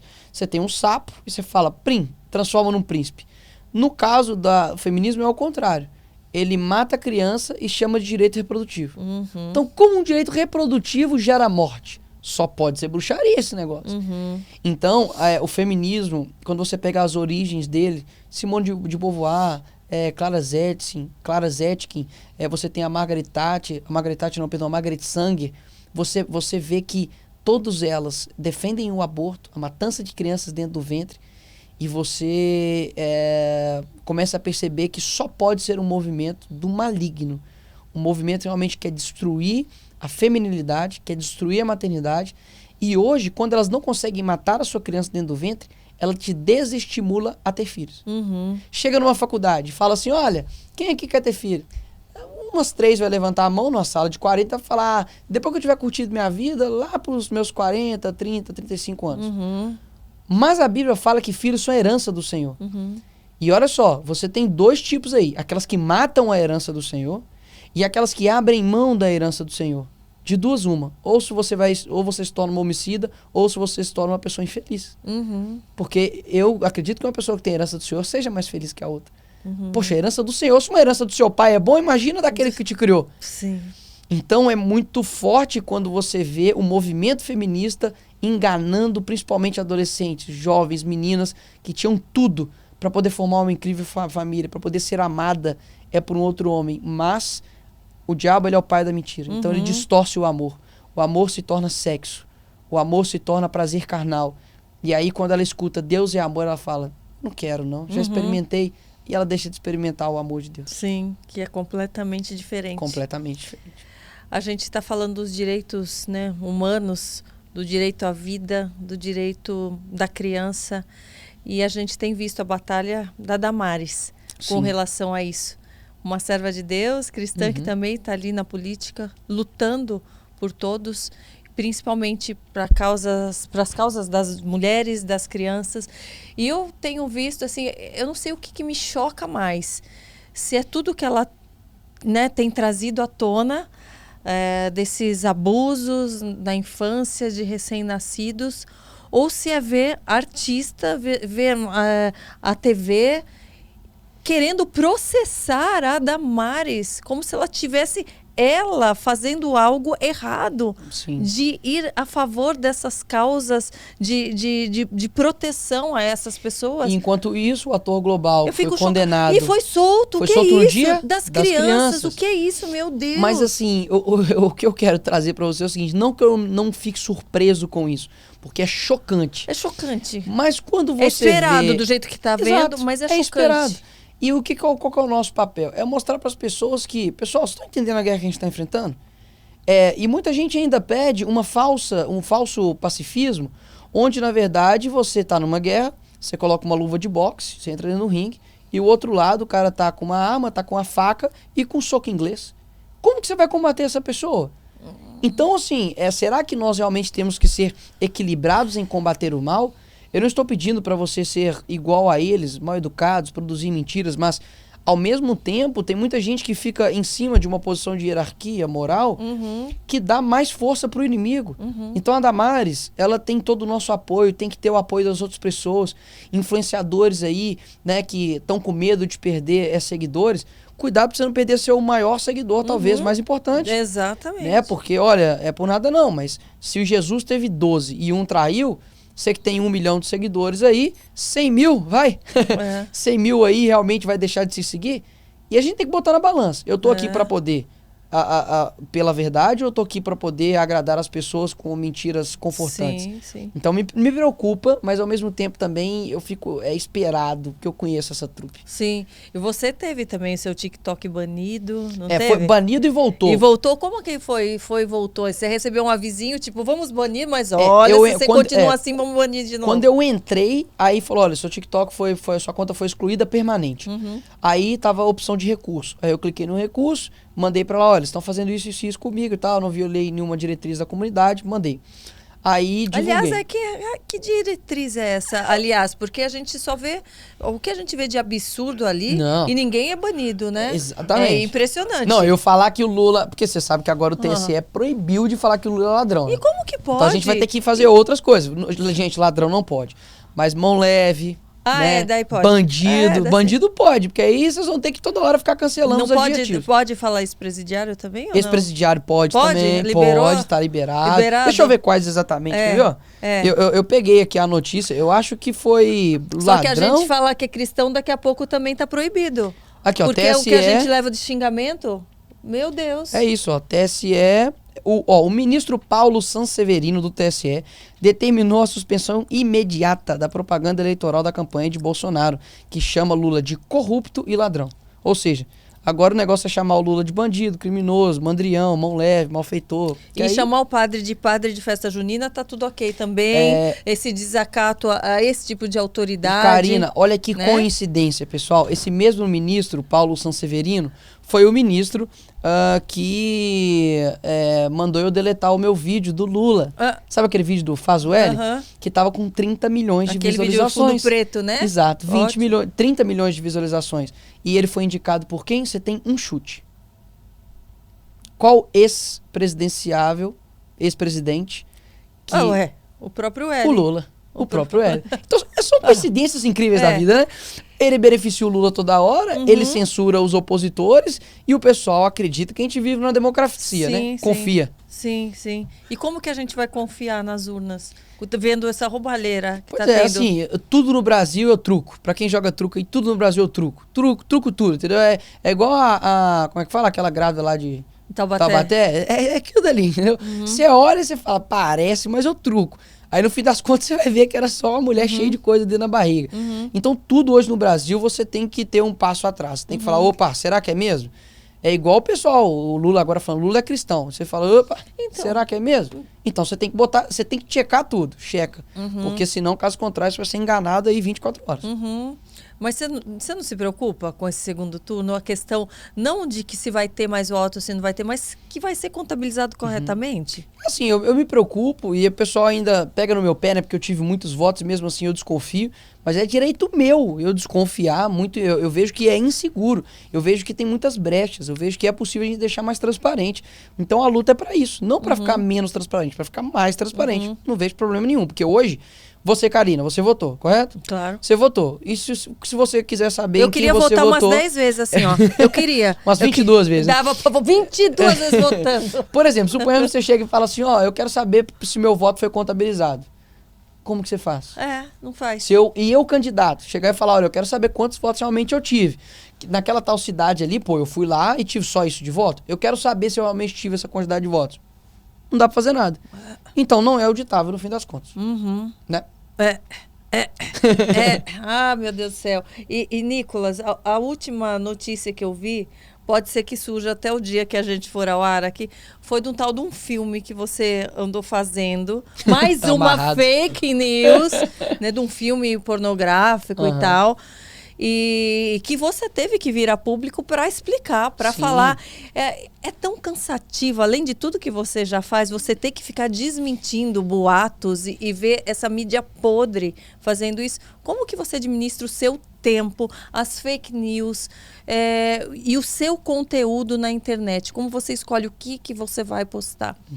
Então, sobre essa última polêmica aí, né, de um vídeo falso, um vídeo verdadeiro, mas que não é meu, né, de outra pessoa. Sim. Eles usaram ali um ator pornô gay e eu fico pensando, gente, quem em sã consciência fica procurando isso, né? Pode ter sido até mesmo o próprio deputado que lançou isso aí, né? Sim. Ficou vendo horas a fio e falou, opa, achei aqui. Olha aqui, esse ou foi procurando, dele. Ou foi de forma casual também, né? Vai que tá vendo lá, opa, parece com o Nicolas.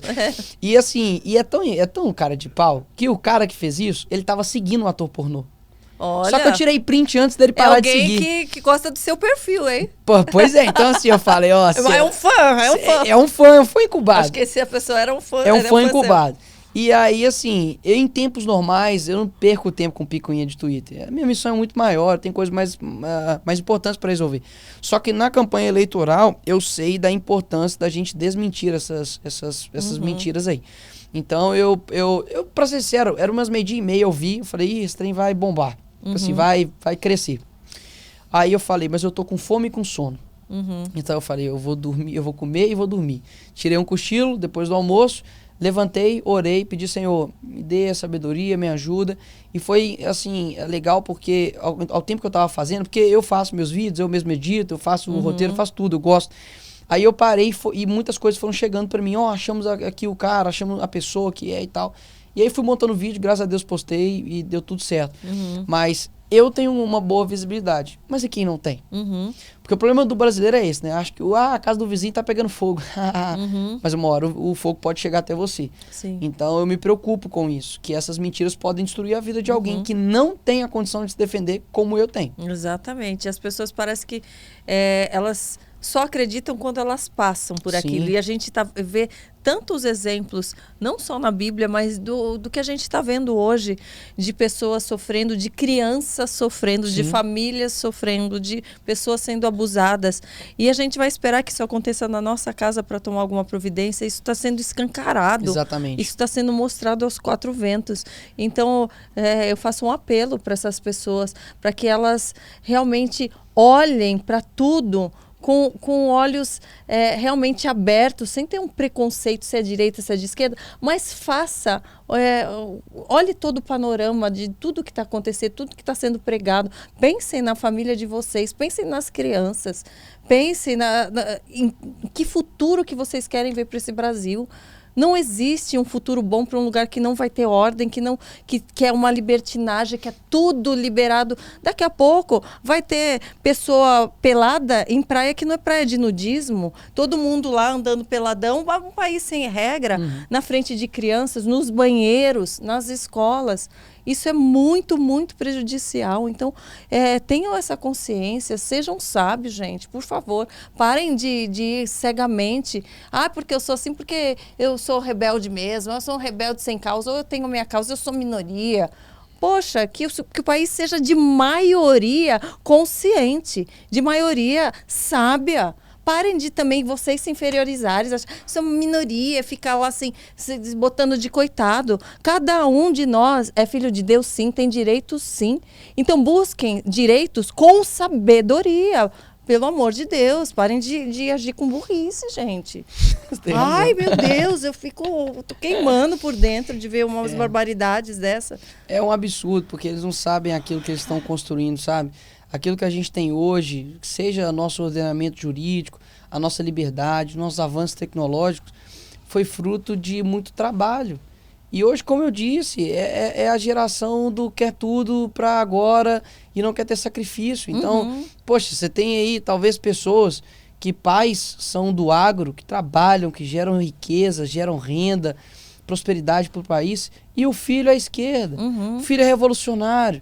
Mas olha só, você está votando talvez ali num cara que vai destruir o emprego do seu pai. Exatamente. Só que como ele pensa só no final de semana... Pensa só na tal da cervejinha e da picanha. Exato. Não, e o filho casos, passando fome. Pensando e daqui a na pouco baladinha, sem emprego. Pensando na baladinha, pensando no tênis da Balenciaga, pensando nas coisas... Meu amigo, quem produz e quem fez isso não foi a esquerda. E quem está te dando a condição para você fazer isso não é a esquerda. Então, assim, acho que as pessoas realmente estão bastante cegas com relação ao futuro. E aquilo que eles fazem hoje refletem muito lá na frente. Eu gostaria que você pontuasse para esse público aqui, que realmente a grande maioria é um público cristão que nos acompanha, mas existem pessoas que vêm por curiosidade mesmo para ouvir a palavra, te ouvir falando. A questão da direita e da esquerda e do cristão. O que combina e o que não combina com a palavra de Deus. Para que as pessoas entendam o porquê que a gente está se posicionando tanto nesse período. A direita e a esquerda são espectros políticos, né? Então isso começa lá na Revolução Francesa, onde uns queriam manter o reino e outros queriam a revolução. Mas hoje ficou, assim, vou utilizar esses termos porque fica mais genérico, mais fácil de explicar. Sim, mas é muito mais... muito culto. Não, eu digo que é muito mais complexo do que só isso. Porque o ser humano não é preto e branco. O ser humano não é lá e cá, né? Sim, a gente tem várias coisas. Mas, para ser bem resumido, a direita, ela estuda e ela trabalha por um governo menor e maior liberdade para o indivíduo. Porque a totalidade das pessoas... ela é formada por cada indivíduo. Se você tira a individualidade, você torna o ser humano uma massa. E essa massa perde a personalidade. Essa massa perde a sua vontade, o seu direito. Então, você vira ali simplesmente uma massa. E é o que a esquerda geralmente quer. Então, mais Estado é o que a esquerda quer. Que é o quê? É você ter mais atividades do Estado na sua vida. Então, seja na regulamentação do seu trabalho, seja ali na relações ali com a própria igreja. Hoje, por exemplo, você tem na China, Coreia do Norte, os pastores fazendo ali o sermão, mas tem que enviar primeiro para alguém do Partido Comunista para dar um ok e depois ele pregar. Caso contrário, você não pode. Então, é um Estado muito grande. E muita gente confunde um Estado grande com um Estado cuidador, que é uma mentira. Por quê? Quem produz dinheiro, quem produz prosperidade, não é o Estado, é o trabalho. Então, quanto mais você percebe que onde tem mais Estado, você tem menos liberdade. Então, nos países, por exemplo, como Cuba, Coreia do Norte, você tem Camboja com Pol Pot, você tem a União Soviética, né, passando ali pelos três, ali, Stalin, Lenin. Você percebe que o Estado ele toma um poder muito grande na vida da pessoa. E geralmente ele é acompanhado com a supressão da sua liberdade religiosa. Por quê? Porque o Estado se torna Deus. Então, enquanto, por exemplo, a esquerda ela defende a liberdade individual da mulher na reprodução, por exemplo, então ela defende o aborto, a direita ela defende a família. Por quê? Sem a procriação, você vai acabar com a humanidade, concorda comigo? Por que a direita ela defende a família tradicional? Porque nós somos conservadores. O que isso quer dizer? Que nós somos retrógrados, que a gente não quer ter avanço nenhum? Não. Mas é porque a gente quer conservar aquilo que é bom. Então, basicamente, você vai colocar isso, uma régua na sua vida, e vai falar: a família tem dado certo, muito embora tenha os seus problemas, não é perfeito, mas tem dado certo, é a base da sociedade, então nós vamos conservar. Casamento é algo que dá certo, a instituição casamento? Sim, então vamos manter. Divórcio é algo bom para a sociedade? Não. Então, isso aqui eu não quero. Matar uma criança dentro do ventre é bom? Não, porque a mulher tem 10 vezes mais propensão de suicídio, de automutilação, de depressão. Então, não quero. Então vamos ver. Vício. Criminalidade. Exatamente. A criminalidade, a questão das armas. Os países que têm mais armas têm maior liberdade? Então isso aqui tem dado certo. Então, o que acontece? Você vai colocar uma regra para você, onde a direita ela quer um Estado menor, mas um Estado forte. A esquerda, um Estado grande, inchado, que atrapalha a sua vida. E a melhor matéria-prima para análise é o passado. O presente está acontecendo, o futuro não aconteceu. Então, a única coisa que você consegue analisar é o passado, correto? Analisa o que aconteceu nos países de esquerda. Perseguição aos cristãos, desarmamento, opressão, genocídio. Os verdadeiros genocidas são os comunistas e não nós queríamos sair de casa para trabalhar durante uma pandemia. Então, eu acho que, inclusive eu falo isso, eu tenho um curso chamado Cristão e a Política, tá? Pra quem quiser, tem um livro também que eu esqueci de trazer aqui pra você, que raiva. Viu? Até pra eu comprar. Tá vendo? Não, eu vou te... Tá vendo aonde? Não. Tem na minha livraria, Livraria do Nicolas. Qual que é o nome da Livraria do Nicolas? Eu sou bem criativo. Livraria do Nicolas. Então, só colocar lá, tem o meu livro. E esse curso eu mostro, eu tenho 2 cursos. O Cristão e a Política, que é o papel do cristão em meio a isso. Eu explico tudo. Ativismo LGBT, ideologia de gênero, as fases do socialismo, até chegar ali o comunismo, Che Guevara e todo tipo de socialismo que aconteceu no mundo. Então é bem bacana. Bota o vídeo, tá bem legal. O pessoal chama de Netflix da direita. É top.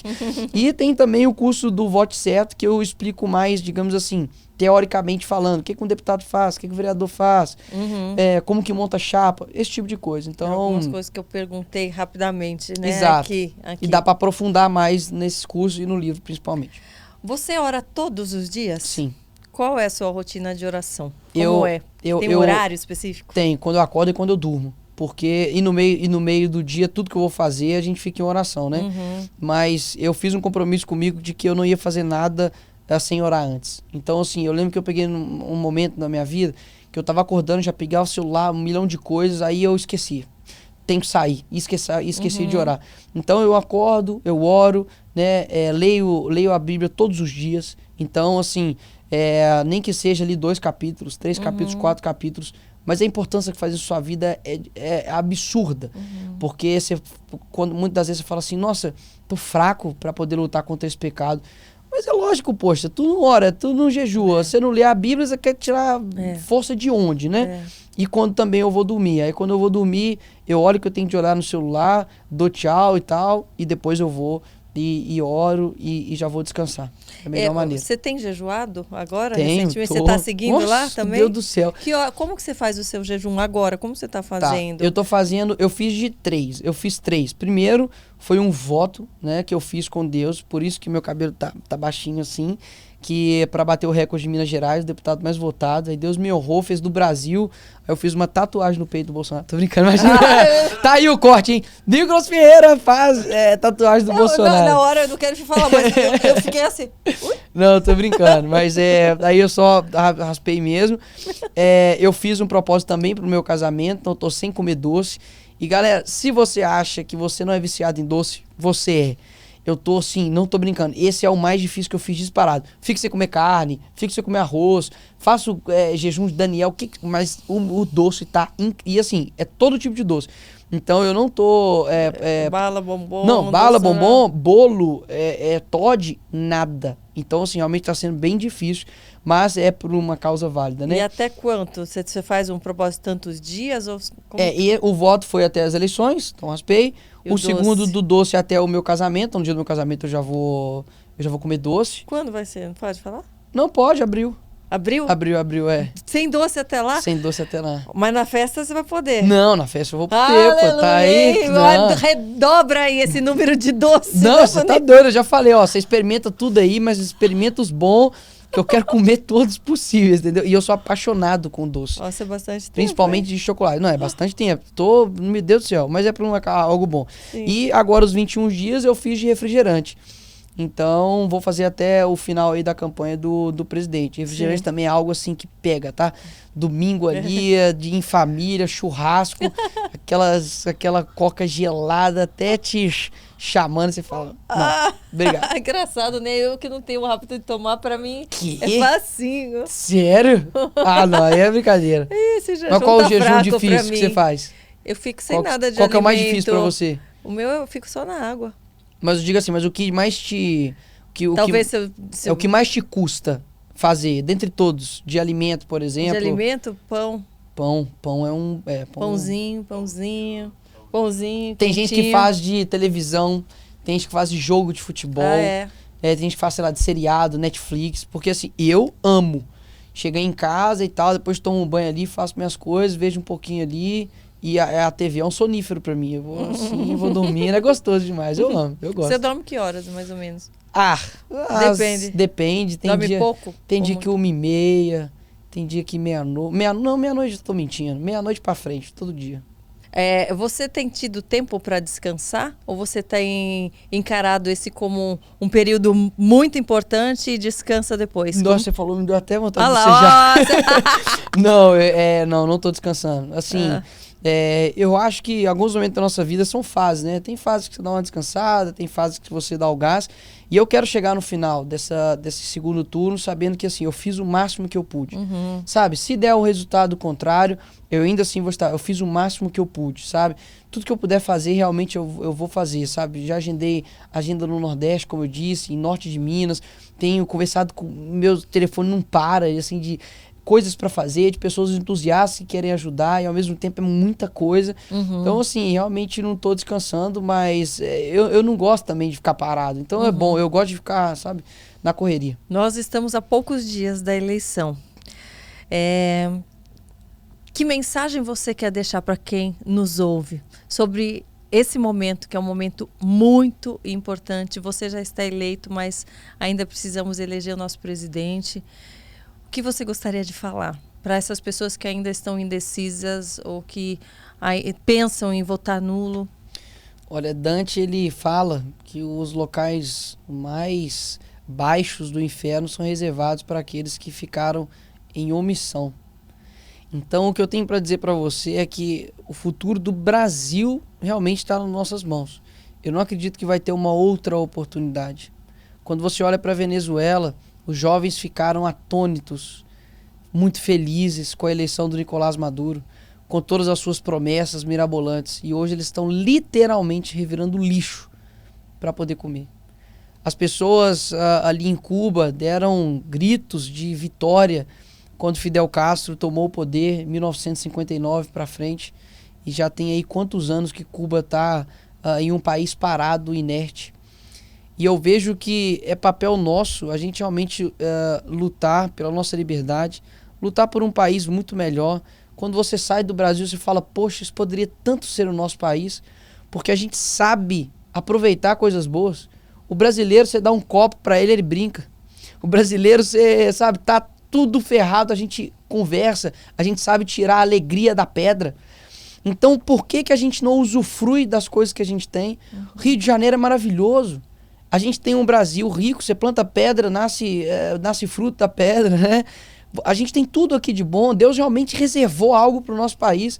E a gente está deixando de viver algo, talvez experiências incríveis de família, de experiências incríveis, até mesmo de lazer, por conta de uma promessa mentirosa, fácil e enganosa da esquerda mais uma vez. Então, realmente, eu não quero que o Brasil tenha o gosto de a gente foi enganado. A gente podia ter feito mais. A gente podia ter se posicionado. Eu podia ter dado mais o meu gás, porque, afinal de contas, eu fiquei com vergonha. Eu fiquei tímido. E hoje eu tô tendo que passar aqui, essa dificuldade, né, no meu país. Então, poxa, eu amo o meu país. Eu amo a minha bandeira, sabe? Eu amo a nossa bandeira. A bandeira do Brasil é uma das mais, pra mim, é a mais bonita do mundo. O nosso hino é maravilhoso.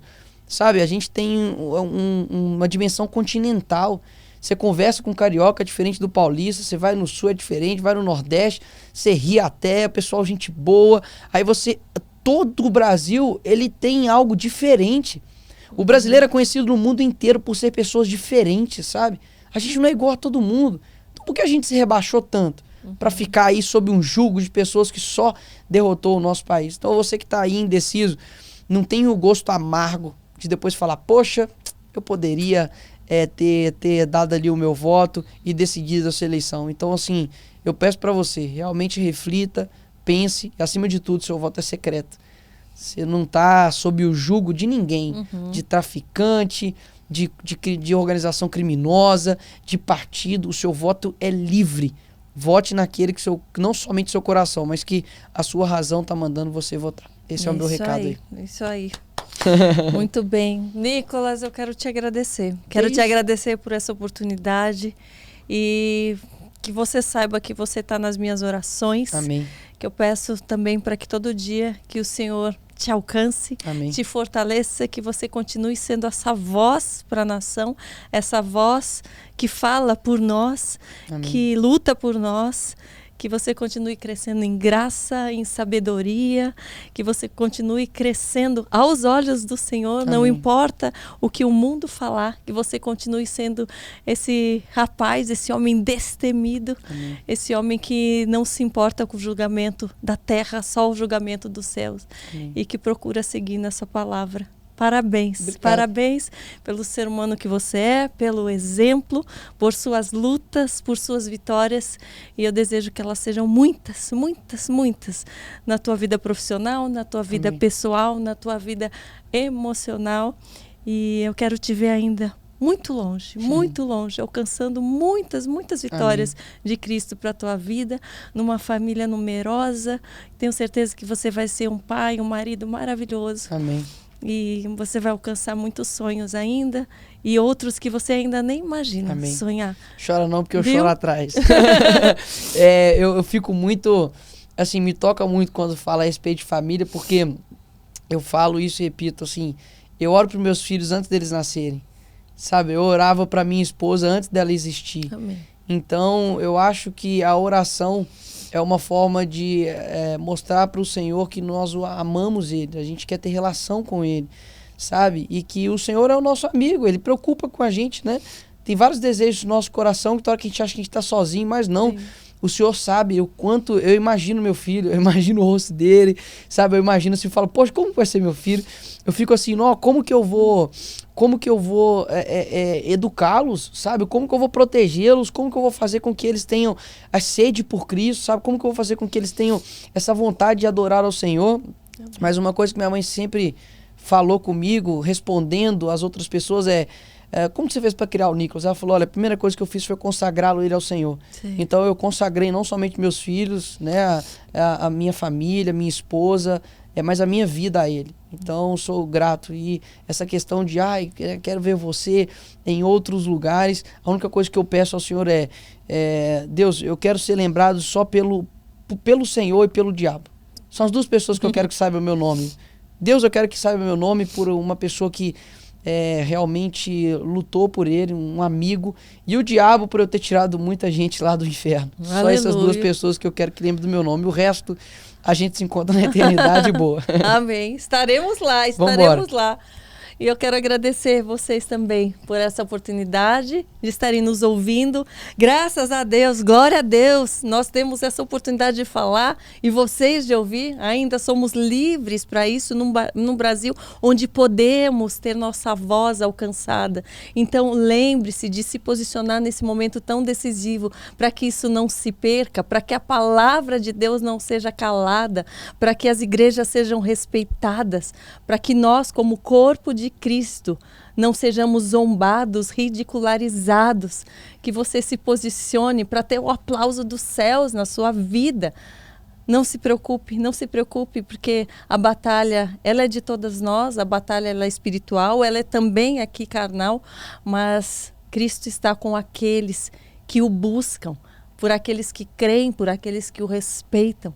Então esteja firmado na rocha, esteja firmado, mantenha confiança, mantenha perseverança.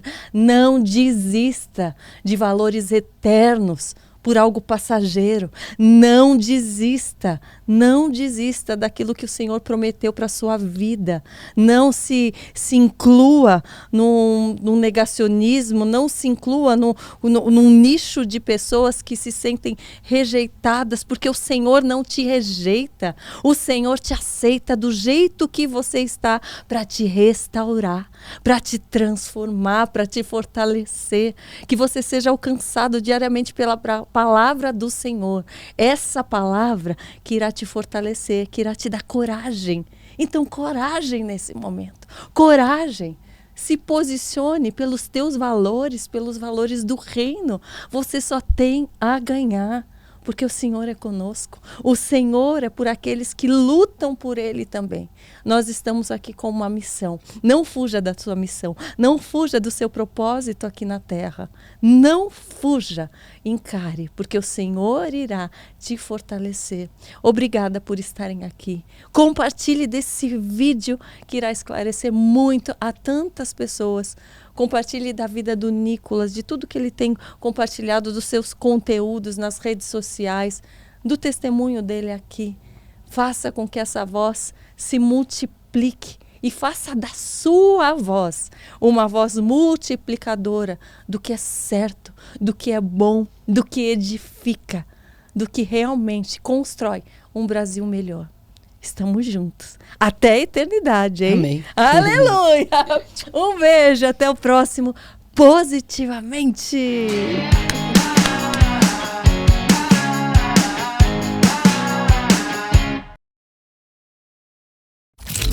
Hub.